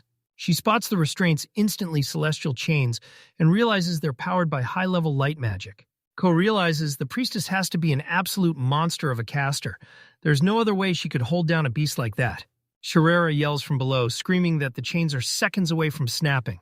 The devil's face contorts into a furious snarl, teeth bared as it thrashes against its bonds. With one last raging burst of power, the monster tears through the magical chains and shatters them to pieces. The final restraints ripped free in a burst, then shattered into glowing motes that faded into nothing. Iris shouts at Code to look. She jabs toward the raging monster's base. Alone, these small figures stare up at the now unbound, towering devil trant. A hidden figure steps into the light, and it's a young priestess, draped in flowing white robes that catch the glow. The priestess steels herself and charges the freed monster because her spell finally breaks, and there's no turning back. The weight of holding that terrifying magic finally crushes her. She can't take it anymore. She staggers, her whole body shaking from raw exhaustion as her mana runs dry. After burning through every last ounce of strength, she crumples to the ground, passed out right on the battlefield. Ko urgently barks orders to Dest, "Go fetch the fallen priestess right now." No hesitation. The golem stamps the order in place, and the grand cabin blasts forward at full throttle. The devil tramp hoists its huge club-like arm and swings down to crush the helpless woman. Cole rockets out of the carriage in a blur of motion and grabs her, hauling her to safety. He slams down in a roll, grips her tight, and tells her, "You're safe." He jerks his gaze back to the monster's crater, sweat pouring down his face after that terrifying close call. Holding the unconscious priestess in his arms, he freezes because she isn't a grown woman at all. She's just a kid. The devil trant erupts into a furious roar, and its sinister face blasts across the panel like a nightmare breaking through. Iris rips into a fierce battle cry, throwing herself into position to stop the monster before it gets her. Trent unleashes a crushing strike that detonates against her shield's hexagonal barrier with a deafening thunderclap. The monster rips into the air with a guttural roar, but its attack gets stopped cold, thrown back by the divine shield. He gripped the priestess and praised Iris, showering her with compliments for her razor-sharp defensive timing. She shoves the unconscious woman into Serera's arms, trusting the slime to guard her with everything it's got. Serera nods and inflates its gelatin body, puffing up into a squishy little cushion just for her. The slime suddenly balloons into something huge, and for a split second, he's left totally stunned. But he coaxes Serera onto the bed, promising to grill her with questions later. Iris comes barreling over to Ko's side, throws him a warm welcome back, and fires off, "Are you okay?" She admits it's better than the dragon, but she's still praying he'll finally get some rest soon. Ko orders the desk to slam between them and the tray, then rockets off at full speed to get away. The grand cabin rockets away from Devil Trant, and that protective barrier is still blazing, holding strong. From a safe distance, they watch the monster like it's stalking the dark, yet it never comes after them. Ko and Iris huddle side by side, locking in the fact that for now, they're finally safe. With the plan locked in, Ko and Iris gear up for an all-out aerial assault. Ko lays out their plan. He's going to strike while she holds the line. He yanks the stopper off the flying potion and braces himself, because the moment it hits, he's shooting into the skies. Right as he takes a sip, a system notification suddenly pops up in front of his eyes. It asks if he wants to add Iris to the S+Wind's blessing. A warm updraft sweeps both of them off the ground, lifting them up in perfect, graceful float. Iris gasps in pure shock as they hover above their carriage. She blurts out how wild it feels to soar through the sky for the very first time. He grins and playfully dares her, "Come on, tell me, are you scared of the height?" She flashes him a warm smile and tells him, "I'm totally fine," because he's right there with her. He shoots back her smile, completely moved by the trust she never wavers on. He barks an order to Dest, their golem companion, to pull back and vanish to safety. Dest flashes a thumbs up at its master, sending pure good luck vibes before the journey kicks off. Ko says, "All right then, when we take off, go hunt the monster." They dive straight for Devil Trant, storming in fast to unleash the attack. The monstrous tree unleashes a furious, earth-rattling roar that shakes the whole ground. It reads their killing intent like a signal flare and snaps its body into attack mode. Ko and Iris lock eyes, stunned as it kicks off its attack. The Trant whips those massive, branch-like arms through the air at jaw-dropping speed. Iris lunges in front of Ko and swears she'll block it before it ever gets through. Branches batter her divine shield again and again, slamming hard into the barrier like it's trying to break her. The attack gets shut down and she screams at Kodak, "Right now." He snaps his attention to her call, eyes narrowing like a blade, dead set on her. He locks onto his target and funnels every last drop of mana into one final, crushing blow. Iris blasts out a blood-curdling scream as she unleashes the protective barrier. With a thunderous roar, he unleashes his ultimate fire arrow. A savage wave of pure fire explodes from his hands like a living inferno. The inferno swallows the Devil Trant whole, trapping it inside a blazing fiery vortex. That magical fire is roaring right now, so the caption asks the big question, will it be enough? The Trant screams one last agony-filled roar as it gets devoured by fire. A blast of magic detonates with terrifying force, slamming Ko and Iris backward. That S+ monster gets totally swallowed by vicious, blazing flames. They hover in the sky, staring as embers drift down and burn the air all around them. The subjugation is finally finished. Now all that's left is a smoldering, burning stump. Inside a grand cabin, the young priestess lies down and drifts into deep, peaceful sleep. Iris's sighs and relief hit at the same time, thankfully. The girl wasn't badly hurt at all. Ko and Iris peer over the resting priestess, eyes locked on her, like the answers hiding just beneath the stillness. Ko's eyes snap to the crest sitting on her uniform sleeve. Iris spots it instantly. This isn't just any mark. It's the sacred symbol of the Church of the War God, Woden. A sudden jolt hits her. Then she blurts out a sharp little gasp of realization. She spots it instantly. The crest matches the one on Ko's sword, Graham. Des voice blasts that they're back touching down once again at the North Gate of Two. A seasoned adventurer shoots them a grateful look and bows so deeply it feels like the whole world pauses to thank them back. He barrels up to Ko, pointing him out like, "That's the legendary Dragon Slayer." With a shaky breath, he nervously swears, "Yeah, it's really him." A pack of armored adventurers is piled in, ready to meet them at last. The veteran explains in a grim tone that they'd already banded together a death squad to help. Ko's smiles burst the news that Devil Trant is already crushed and gone. The man flashes a grin and thanks Ko like every word comes straight from his heart. He screams at the crowd, demanding they lift his great benefactor up high. Ko is hoisted into the sky by a roaring wave of adventurers, their cheers lifting her higher with every beat. Later, Koa hurries to tell Branchmaster Poporo everything that happened. Poporo claims the town would have been wiped out for good if he hadn't stepped in. He humbly swears he couldn't have pulled it off without his crew by his side. Poporo grins and clocks Ko's jaw-dropping humility. Even with that insane power at his fingertips, he can't help but think Ko is genuinely considerate. He declares that people like Ko are exactly what real heroes are forged from. The celebrations keep rolling, and before you know it, time slips by. Ko returns to the grand cabin, wiped out but grinning like he just won everything. Iris greets him with a bright, warm smile and asks how his report went. She tells him the priestess isn't in trouble. She's just worn out, and she'll be back on her feet soon. With the danger finally shut down, they hit the gas and go celebrate together. Iris and her slime sidekick, Sura, burst into an enthusiastic cheer, firing off the same excited yes at once. They hustled down a jam-packed street, heading straight for a restaurant named Mariniko T. Ko and Iris lock eyes, then gear up for their high-flying aerial assault. I'm going full offense. You lock in on defense. Watch those co-states map out their strategy while you brace. He pops the flying potion open, takes a gulp, and just like that, a system notification blasts onto the screen. It straight up asks if he wants to add Iris to the S plus wind's blessing effect. A soft updraft wraps around them like a warm blanket, and suddenly they're gliding upward, weightless and graceful. Iris blurts out, stunned at first, then exploding into pure exhilaration. Flying feels bizarre, but it never scares him. Aren't you scared, he asked, grin curling on his face, like he knew exactly how to mess with you. She meets his eyes and melts into a soft smile, trust pouring out of her like it's instinct. I'm totally fine, she says, because the moment you're here with her, everything feels safe. Her unshakable faith in him is the kind of fuel that drives her forward, no matter what. He barks an order to their golem companion waiting below. Back off to a safer distance now, and the golem flashes a thumbs up like, you got this. It roars off into the distance, and suddenly the two of them are stuck facing that giant train, all by themselves. As they climb higher, the devil trance screams in pure rage. It's because the killing intent is coming straight from above. It lashes those huge branch-like arms toward them at lightning speed. I won't let you... Iris sobs and snaps her shield up, ready to take the hit. Branches batter the hexagonal barrier still. It refuses to break. Now, Ko, she snaps, grabs the opening she carved, and yells like she's about to end the fight. He gathers every ounce of power, and a blazing, complex magic circle forms right in front of him. Like a target locked in, the devil turns his gaze, then chants. His voice crashes through the air with raw, unstoppable power. He's about to burn every last drop of mana just to land one unstoppable, decisive blow. As Iris smashes the barrier aside, he explodes forward with his ultimate attack.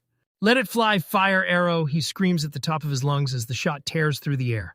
A brutal burst of condensed fire detonates from his hands, blazing like a living inferno. The inferno flames engulf his devil trance, swallowing him right up to the upper body. The monster's roar suddenly warps into a blood-curdling shriek of pure unimaginable agony. Once the flames finally burn out, the whole battle is over for good. They rush back to the grand cabin and find the young priestess already stirring things up. Iris checks herself and tells everyone she's not badly hurt, just running on pure exhaustion. He notices a bizarre crest stitched into the robe, and it instantly feels like trouble. Iris spots it right away. This is the sacred symbol of the church of the war god, Woden. She spots it instantly. The crest locks onto the exact same one etched on Ko's sword.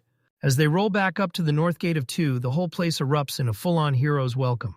A seasoned adventurer throws his thanks at them over and over, grateful to the bone for saving the town. The victory feast was an absolute showstopper. 2 juicy beefsteaks piled high, paired with specially matched wine that practically tasted like triumph. Everyone at the party couldn't stop raving about how exquisite the meal was, and Iris went all in on praising the wine. A young adventurer finally admitted that he once believed the whole town was utterly finished. They cheered and clinked drinks, practically shaking with relief, because the Dragon Slayer finally showed up and saved their town. Ko fell flushed under the praise, but he still quietly soaked in that sweet hit of accomplishment. After that perfect meal hit their stomachs, they raced back to the Kingetsurii, their inn, and settled in for the night. Ko sank into a steaming hot bath, practically buzzing with the promise of a chill day of sightseeing ahead. The very next morning started in dead silence. Sorera, my slime companion, was still crashed out asleep. He jolted awake super early, with loads of time to spare before he had to meet Iris. He seized the peaceful morning hours to grind through the Devil Trend's remains. Fresh recipes never showed up, but he suddenly saw he could synthesize materials himself. He clenched his focus and poured his power straight into the raw materials left behind by that defeated monster. With 50 branches in his grip, he forged a sacred, glittering branch of Yggdrasil, the world tree itself. He stared at the divine item in awe, already imagining the insane creations he could forge from its power. A soft rustle from the bed told Sorera that it was finally time to wake up. That happy slime bounced up to its master, grinning ear to ear, and announced it was about to gear up for the day. Huddled in the doorway, I couldn't help but wonder what kind of morning routine a slime even has. He stumbled into the bathroom, and there was Sorera perched at the sink, staring at herself in the mirror like she owned the place. The tiny slime puffed up its squishy body, struck a badass pose, and stared down its reflection like it owned the place. Then it snapped into another killer pose, practically glowing with pride at how perfectly round it was. "Yep, I'm nice and round today," it announced, and Ko couldn't help but smirk quietly. After they exchanged warm morning hellos, the whole party launched into the streets to explore the southern district of 2. South, 2 stretched out in endless rolling pastures, nothing like the city at all. Sherera practically burst with joy when she saw all the cows and sheep spread out across the plains. Iris told me the pastoral scenery was famous for having two faces. Their first stop of the day was a daring try at shearing the local sheep. Then they dug into the fresh, mouth-watering cheese straight from the ranch right nearby. Before long, the local farmers clocked Ko's presence and rushed in close, pouring out their heartfelt gratitude like it couldn't wait any longer. Their casual visit instantly exploded into a surprise banquet right there, thrown just for them. As the sun dipped low, they finally caught a breath together, two hearts alone on the city wall. Iris laughed and asked what it's like to be cheered as the greatest hero of two. He didn't see that warm welcome coming, but he got why they were so deeply grateful. Iris realized he'd just preserved generations of their hard work from getting wiped out. He realized he didn't just save a town, he sealed the future of everything he'd ever carried inside his history. Later on, they rushed to the Guild Hall to check on Riril, the young divine priestess. The receptionist told them she'd already gone, but she'd handed them a letter to deliver. The letter was stamped with her name to Ko personally thanking him for yanking her out of the monster's clutches. It smashed into reality. She jolted awake from a prophetic dream that screamed of the coming attack. She scribbled Riril Runa with her own hand and vowed she'd thank him the right way any day now. They figured they'd definitely run into her again, somewhere along the road. They went hunting for a snack and stumbled on a shop serving those legendary Niku sandwiches. Sherera couldn't believe it. She was totally stunned by this wild idea, a sandwich made of meat, where bread wasn't even involved. That weird but delicious sandwich absolutely crushed every single person at the party, devoured it like it was pure perfection. And as they kept moving, Iris leaned in and reminded him that Shuri, their next stop, was famous for its steamy hot springs. The moment they thought about that hot spring, warmth surged through them like home, comfort hitting like a familiar hug. A huge, joyful grin burst across his face, and you could tell he couldn't wait for what was coming. They made an early move and plotted to blast off the very next morning at 6 a.m. The very next day, a huge crowd of grateful townspeople packed together to see them off, cheering like it was their last chance to say goodbye. The two waves pulled apart, and everyone cheered and shouted their gratitude, sending them off with wishes for the best. Inside the moving grand cabin, Sherera had already dropped into deep sleep, drifting through peaceful dreams. While his companions crashed into naps, Combe pressed on, knowing the road to Shuri would be a brutal, never-ending stretch. When he caught sight of that gorgeous weather outside, a wild idea struck him, and he decided to make the ride count. Before Dest even said a single word, the golem instantly felt his master's intent in its bones. He slipped into an open-air seat up front and told Desk he just needed some fresh air. The sky blazed with bright sunshine, turning the day into the perfect moment to hit the road. While he kicked back with a book, a bizarre presence by the roadside ahead snapped his focus instantly. He spotted a lone figure slumped on a tree stump beside the road, perfectly still and silent. As they closed in, his surprise hit hard. Standing there was the young priestess, Riril. He snapped an order to Desk to slam the carriage to a stop because he had to investigate right now. The colossal vehicle screeched to a stop, then its massive tread suddenly bounced as it skidded forward toward the waiting priestess. She rose, locked eyes with him, and confirmed his identity, asking straight up if he really was Kokusaka. She stepped forward, introduced herself. Like it mattered, I'm Riril Runa, and then thanked him again for everything he'd done. He brushed off her thanks like it didn't matter and pressed, "So why were you waiting out here in the middle of nowhere?" She told him she'd come all this way just to thank him for rescuing her from the Trant. Her prophetic dream didn't guess. It pinpointed the exact time and place to find him. He froze in shock when he realized she'd followed only her dream's pull, nothing else. She figured ignoring what her skills were telling her would have been pure disrespect. Ko got hit by her raw sincerity and couldn't stop marveling at how earnest and how seriously she meant every word. After hesitating for a beat, she suddenly snapped, "Hey!" then hit him with a question so serious it felt like it carried weight. She locked eyes with him and fired the question. Did he really have the transmigrator skill? Ko's mind went blank the second that direct question hit him, and total shock pinned him to the spot. She said her prophetic dream didn't just warn her, it ordered her to ask him this exact question right then. He wrestled with what to say because the truth of his otherworldly origin was a dangerous secret he couldn't let slip. Then she dropped her second rare gift. She was the Miko of the war god. She carried a sacred duty no one else could touch, and fate was forcing her to deliver what the world needed. The moment Miko's name hit his ears, Iris instantly slammed into his thoughts. He remembered Iris's sacred mission to deliver the Crimson Orb straight to a transmigrator. He slid into the seat across from them, and it hit him. Raral's got that same must-carry weight, the kind destiny doesn't let you refuse. Muriel let it slip, her rare gift, and told them how it lets her unlock the power hidden inside divine items. Iris spotted the uncanny match. This dragon god Miko skill looked just like the one she had. Sarera said, old scrolls promise something huge once those two skills finally locked together.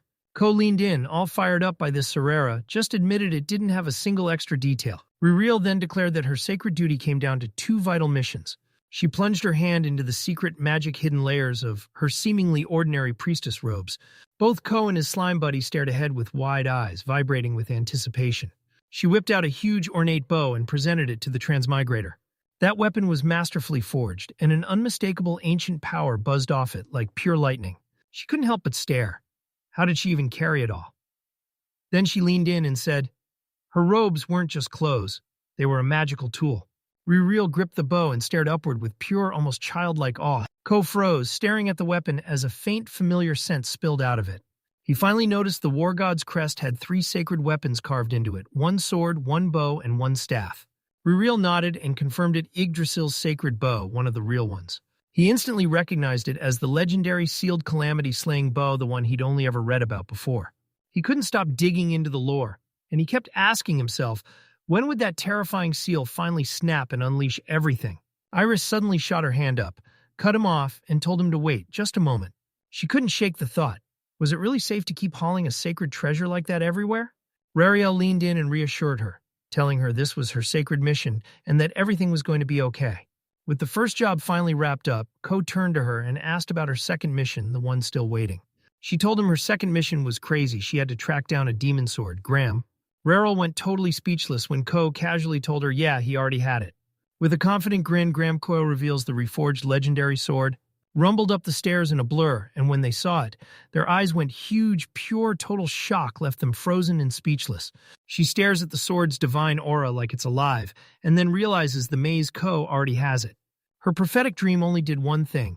She handed him the bow, and that was it. Ko tells them he stumbled on it near Ewan and asks, straight up, if he can keep it. Muriel beams warmly, handing him the divine weapons with full trust. Iris stared at the whole exchange, her face caught between deep thought and a sting of sadness.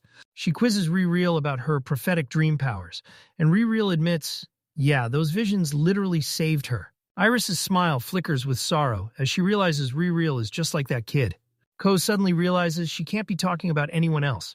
She's talking about her twin sister, Phyllis. Sarera grins and asks Muriel what she's going to do next. Rariel drops her gaze, stunned and unsure what waits next now that her mission is finally over. She turns to them and asks, can she tag along as their escort for the journey? Iris and Sarera burst with excitement as they pull her into their ever-growing party. Rariel's face lights up with a bright, genuine smile the moment she's accepted. Ko smiles warmly, throws open the welcome mat, and officially invites Muriel into the group.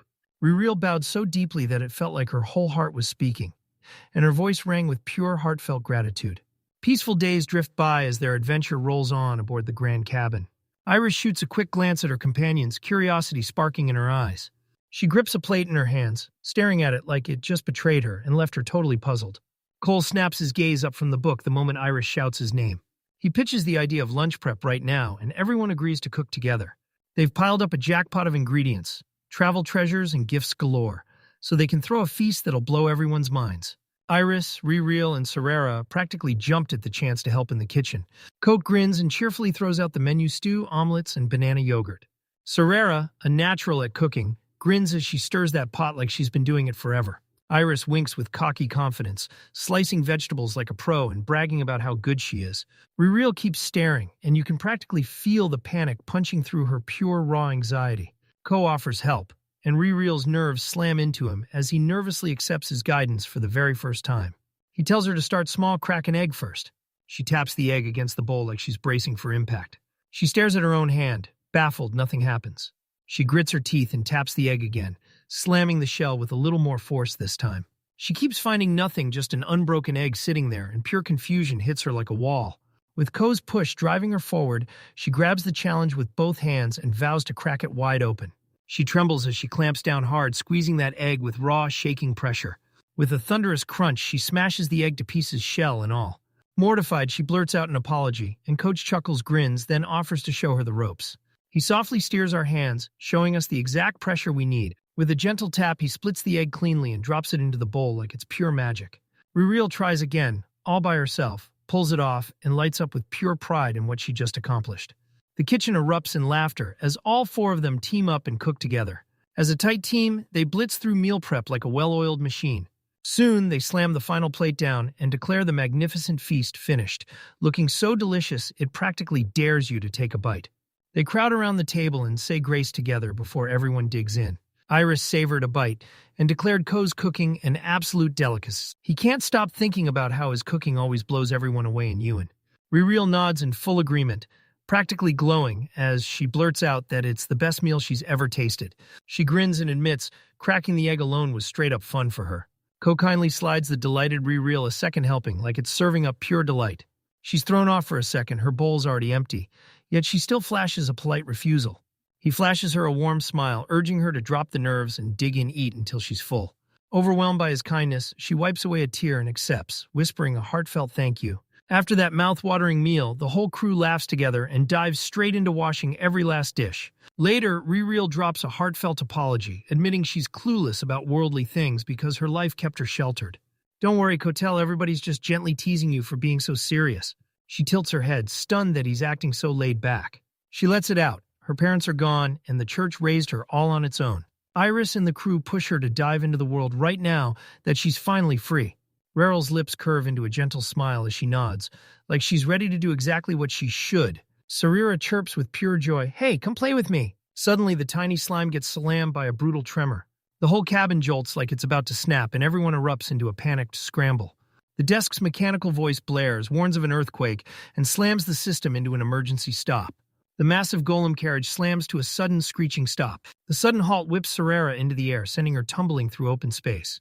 The poor slime ricochets off the ceiling, its eyes spinning like it's dizzy for real. He snaps into action at lightning speed, snatching Sarira at the very last second. He cradles the slime carefully, keeping it perfectly safe and untouched. Relief hit them as they finally reached open ground, and he fired off the question, "Is everyone okay?" Iris and Rereal check him over, both of them nodding because his reflexes are lightning fast, and they're totally satisfied he's okay. Iris gauges how brutal the quake is, panic spiking as she worries about the bridge ahead. They both confirm there's a bridge right in the way ahead.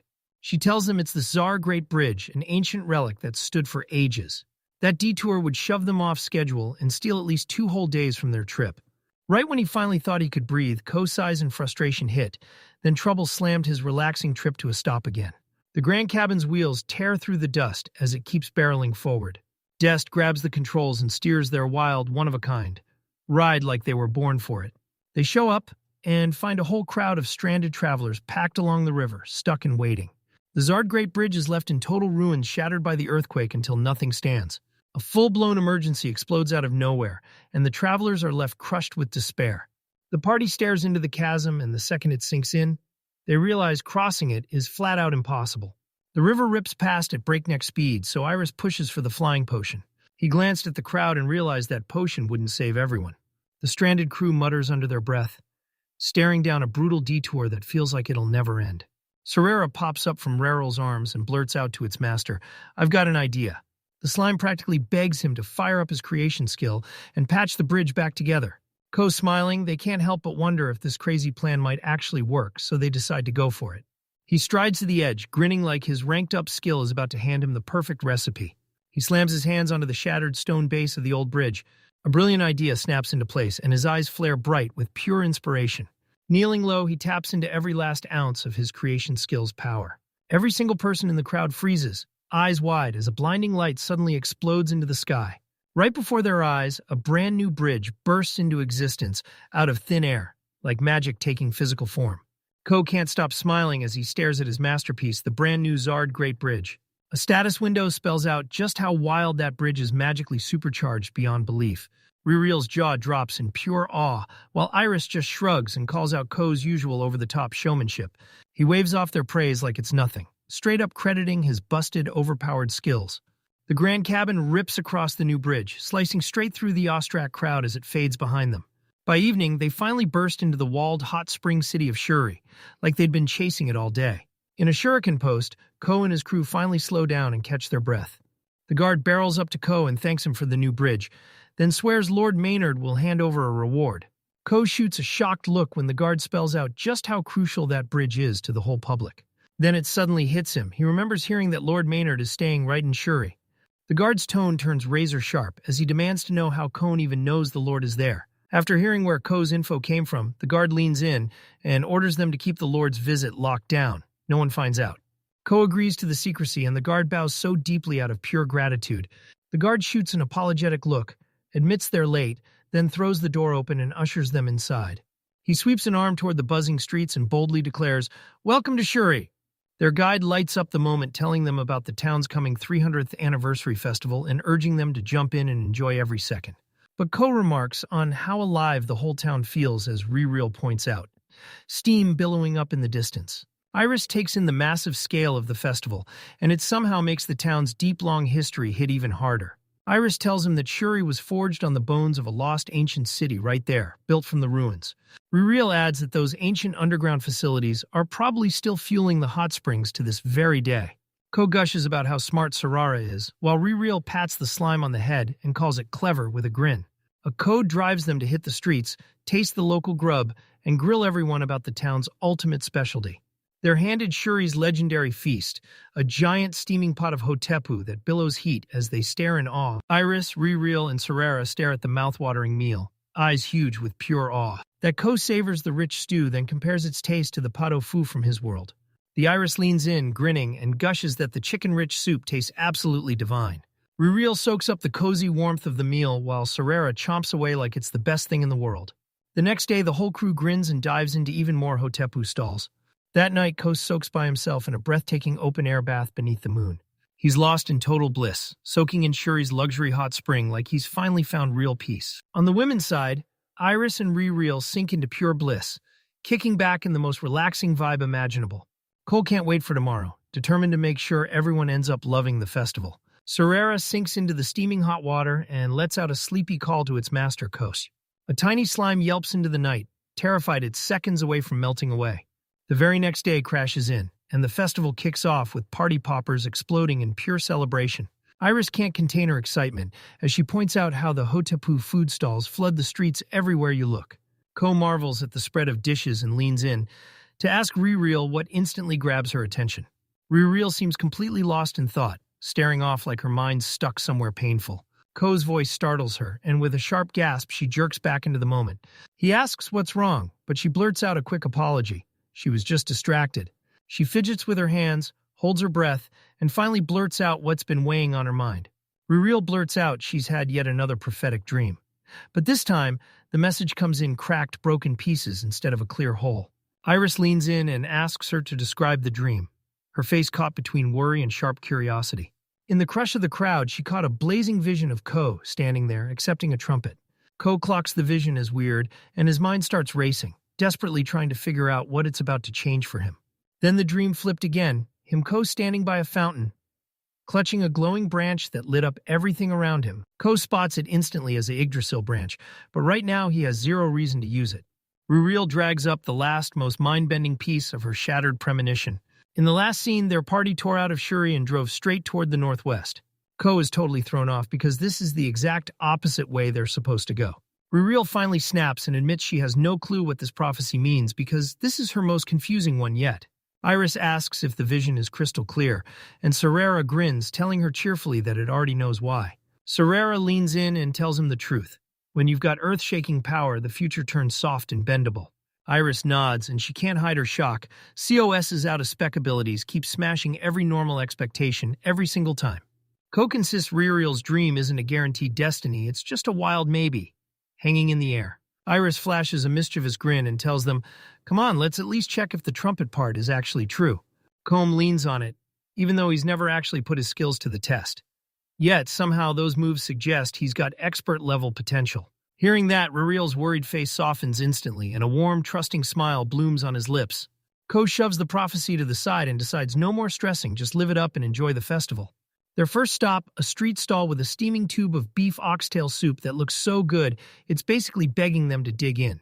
Next, they dive into a wild hotepo dessert packed with a mix of stewed fruits. The dessert gets unveiled and it's packed with a heavy splash of red wine. The crew tucks into every delicious dish, and Sarara gets happily tipsy off the wine. The tiny slime wobbles on its feet, groaning that it feels absolutely awful. Iris blurts out her worry as Kosai's realizes his slime buddy is absolutely drunk. He uncorks one of his deadliest antidote potions and hands it to the tiny slime. The potion hits like lightning and Sorera's face lights up with gratitude as she snaps back to normal on the spot.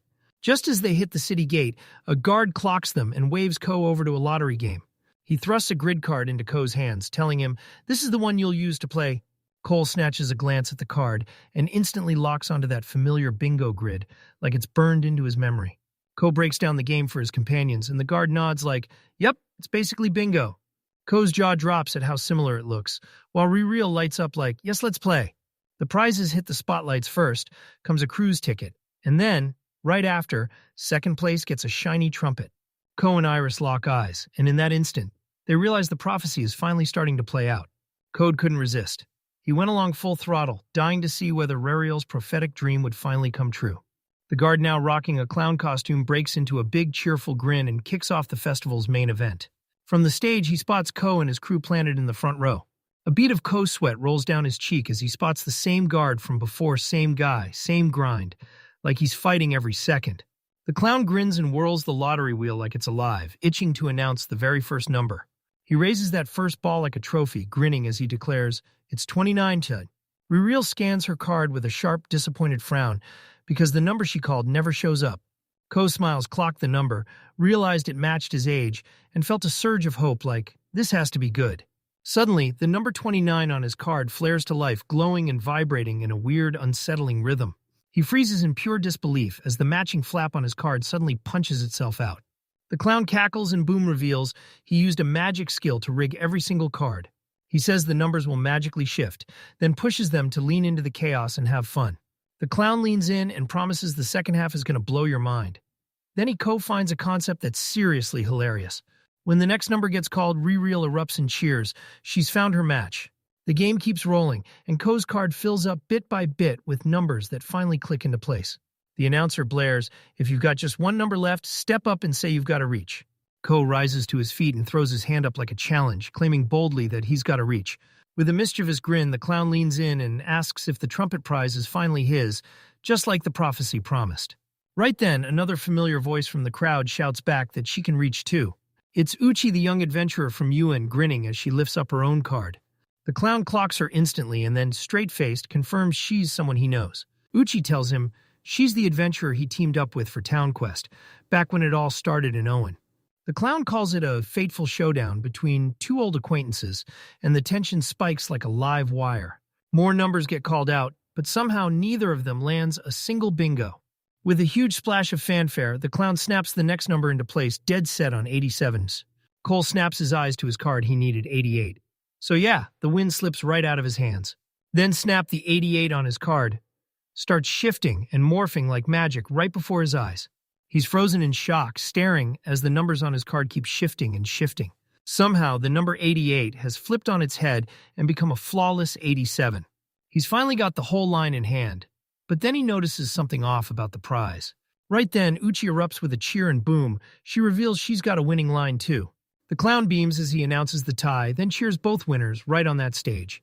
It spells out that there are two prizes, a first and a second, so they're basically choosing between the two. Young adventurer Uchi freezes in place, eyes locked on the grand prize like it's calling her name. Coos a warm smile, totally clocking the ticket-hungry wish she never even says out loud. He announces he's taking the second prize trumpet, leaving Archie absolutely stunned. Ko tells them he's already headed for the capital and he's got secure transportation lined up. The clown host grins as he hurls the first prize into the spotlight, and the young woman practically bursts with joy. Uchi gushes with thanks at Ko, her face lighting up as she shows how deeply she appreciates his generosity. The clown grins and declares, "All right, it's time to reveal the second prize winner." Uchi grins and tells Ko to hold out both hands for a quick second. With a thunderous pop, she blasts a party popper straight into his face. Ko blinks, completely thrown off by the confetti storm that swirls all around him. Right in the middle of the celebration, someone shoves a trumpet into his hands, like it's no big deal. The crowd erupts in applause as he stands tall, gripping his wild, unconventional prize. Iris gazes at her lottery card with a wistful ache, muttering that she was so close to hitting it big. Kaz's crew bursts into laughter, because every single one of them was right there, one win away from snatching that prize. Uchi barrels up to Ko, throws out a heartfelt apology, and admits he shouldn't have shoved that unwanted trumpet onto him. Corey leans in and tells her, "Don't worry, it's totally fine." like he's been headed there anyway. He raises the instrument, smirking like, I can't even play this thing. He lifts the trumpet to his lips while his companions stare on, buzzing with curiosity. A breathtaking, intricate melody erupts across the festival square, filling every corner like it was alive. Musical notes swirl out from the trumpet's bell and instantly hook the crowd. Iris, in Ririel's den, he just froze, stunned by the gorgeous sound he was pulling out of his voice. The whole crowd drops dead silent, completely hooked on his unscheduled performance. Sherera spots the melody as Saison Slumber, an ancient tune so brutal it's basically a legendary boss fight. Iris can't stop staring as that stunning music fills the air, and she starts to wonder, does Ko really have unlimited power? Kove's convinced his fresh talent came from one thing, his versatile full assist skill working overtime inside his head. The music cuts out, and the whole crew huddles together by the town fountain. Archie beams and pops back in front of everyone, reminding an old woman cheerfully about their lunch plans. She lifts her hand and waves goodbye to Ko and his crew, then turns and hurries off. A sharp, stern voice cuts in mid-moment, demanding to know if he's the legendary Kokosaka. They spun around just in time to spot an elderly man and a knight closing in on them. He steps forward and declares, I'm Randall F. Maynard, the Earl of Maynard. Her co-observer can't miss it. This man is clearly in rough shape. Maynard lavishes Ko with praise for his latest heroics. From the Trant, all the way to the bridge. He admits he's still nursing injuries from that stampede 4 months ago. He throws Ko his full support, swearing he'll repay every ounce of the debt he thinks he owes. As he reaches out, dread crashes into the room like a storm. Maynard is suddenly hit by a brutal coughing fit, and his body starts to crumple as he collapses. He darts to the fallen Earl's side, snapping, Are you okay? A filthy black, shadow-thick aura starts pouring out of the unconscious man. A vile, malevolent energy creeps toward Ko, heavy with a presence that feels pure evil. An invisible wall snaps into existence, slamming the dark aura to a sudden stop. He finally realizes his transmigration skill wipes out that deadly high-level curse, just like that. His companions instantly clocked it, an infection ripped straight from a monster's curse. He warns them to stay back because the curse's danger hits him like a shockwave the second it's near. He can't stop thinking about what's happening to the Earl, and he's desperate to get answers fast. His system blasts a verdict. Its first deep analysis of the curse is finally finished. It labels the sickness as the deadly contagious curse of the Black Death. The system tells you to switch to the Yggdrasil branch and crush those curses before they wreck you. Ririel just stared, and in her eyes, like a match catching recognition, flared to life. Ko suddenly realizes this link hits straight back to Ririel's prophetic dream. He reaches into his item box and bam, Yggdrasil's sacred glowing branch materializes in his hands. He presses the branch against the Earl, and it bursts into a blinding, roaring glow. The dark aura gets sucked straight into the branch, and in the blink of an eye, it's gone, vanished without a trace. Ririel demands to know if the curse is finally broken.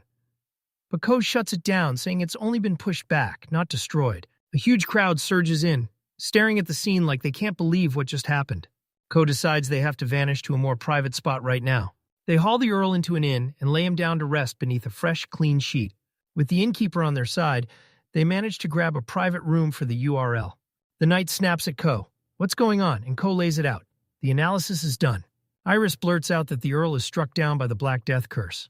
Under the cover of night, the curse announces itself right where the streets are packed, like during the festival.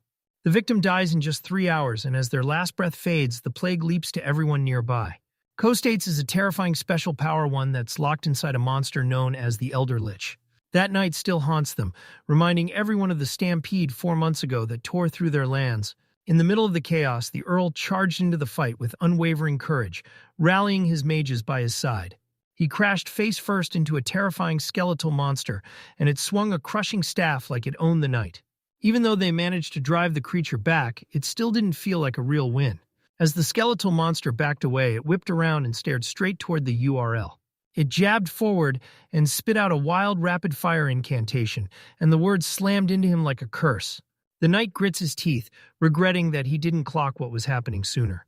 Ririel leans in and steals Ko's attention in an instant, her expression turning deadly serious. She drops the bombshell she's mastered the highest tier of light magic. With Ko's okay, she drifts over the sleeping Earl and lays both hands on him. She starts chanting and summons the raw power of light. She throws her prayers to the sky, begging the light to burn away the curse before it can touch her. With a streak of blinding light, a gigantic magic circle slams down around the bed. He groaned in his sleep, still trapped under the curse's crushing grip. Ririel's eyes widened in pure horror when she realized her deadliest spell had totally fizzled out.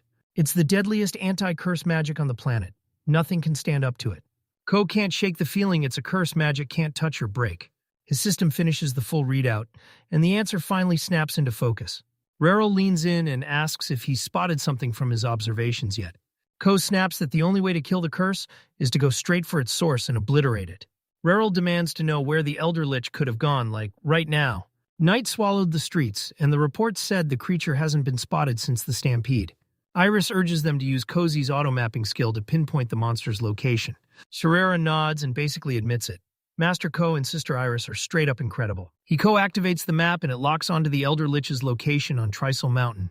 The map's night-black eyes snap wide, shocked that the skeleton is already so damn close. Under the sheets, Lord Maynard's hand snaps into a twitch as he comes to. Each week, he yanks himself back to reality and shouts Ko's name. He bursts out that he caught their whole conversation, and now it all clicks. He's cursed. They confirm it loud. Beating the Elder Lich is the only way out. Maynard tells everyone his knights have been wiped out, and now his territory is wide open to disaster. He can't stop thinking that when he dies, his young heir will plunge everything into brutal chaos.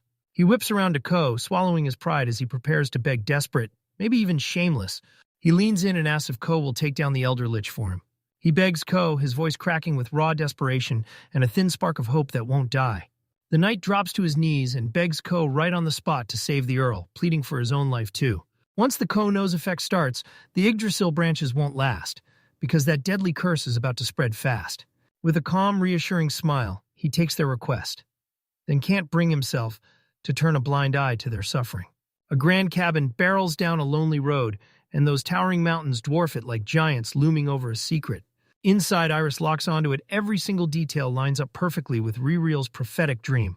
Iris whips around to Ririel with a huge grin and praises her like she's absolutely unstoppable. Riel humbly swears she's done nothing, insisting the only thing special is her skill. Iris says Ririel's down-to-earth attitude reminds her exactly of how Ko used to be. She says it was his signature catchphrase, but she also admits his mindset has shifted. Ko wisely lays it out. The skill isn't just something you do. It's woven into who you are and how you use it. As Ririel murmurs the words again, they land deep in my chest like they're taking hold of a part of me. A soft, enlightened smile blooms across her face the moment it all clicks. She finally gets what he meant. They ditch the carriage, hit the road on foot, and soon stumble right up to a towering cliff face. Iris clocks it instantly. This feels way too familiar, like she's right back to the moment they uncovered that underground city. He double-checks his map, then thumps the rock wall and confirms right here is the spot. With a burst of light, he slams open his item box and his friends are left stunned. The rock suddenly disappears and a hidden door yawns open. Ririel blurts out, "How did you even know it was there?" Coke shrugs like it's nothing and tells them, "Yeah, something like that happened to us too back in the city of Owen." He studies the door up close, spotting that hourglass-shaped crest, and it's totally different from the last one. Ririel's eyes go wide with pure terror as he instantly clocks the dark symbol stamped on that door.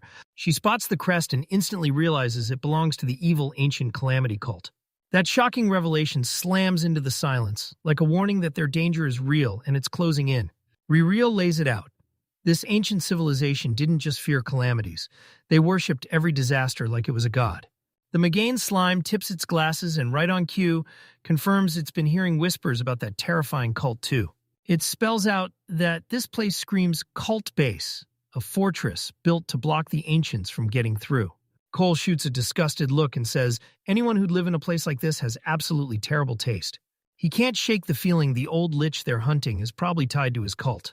With the door left unlocked, they burst into a long stone corridor lit by flickering torches. Soon, they burst deeper into the cavern and slam right up against another set of huge, menacing doors.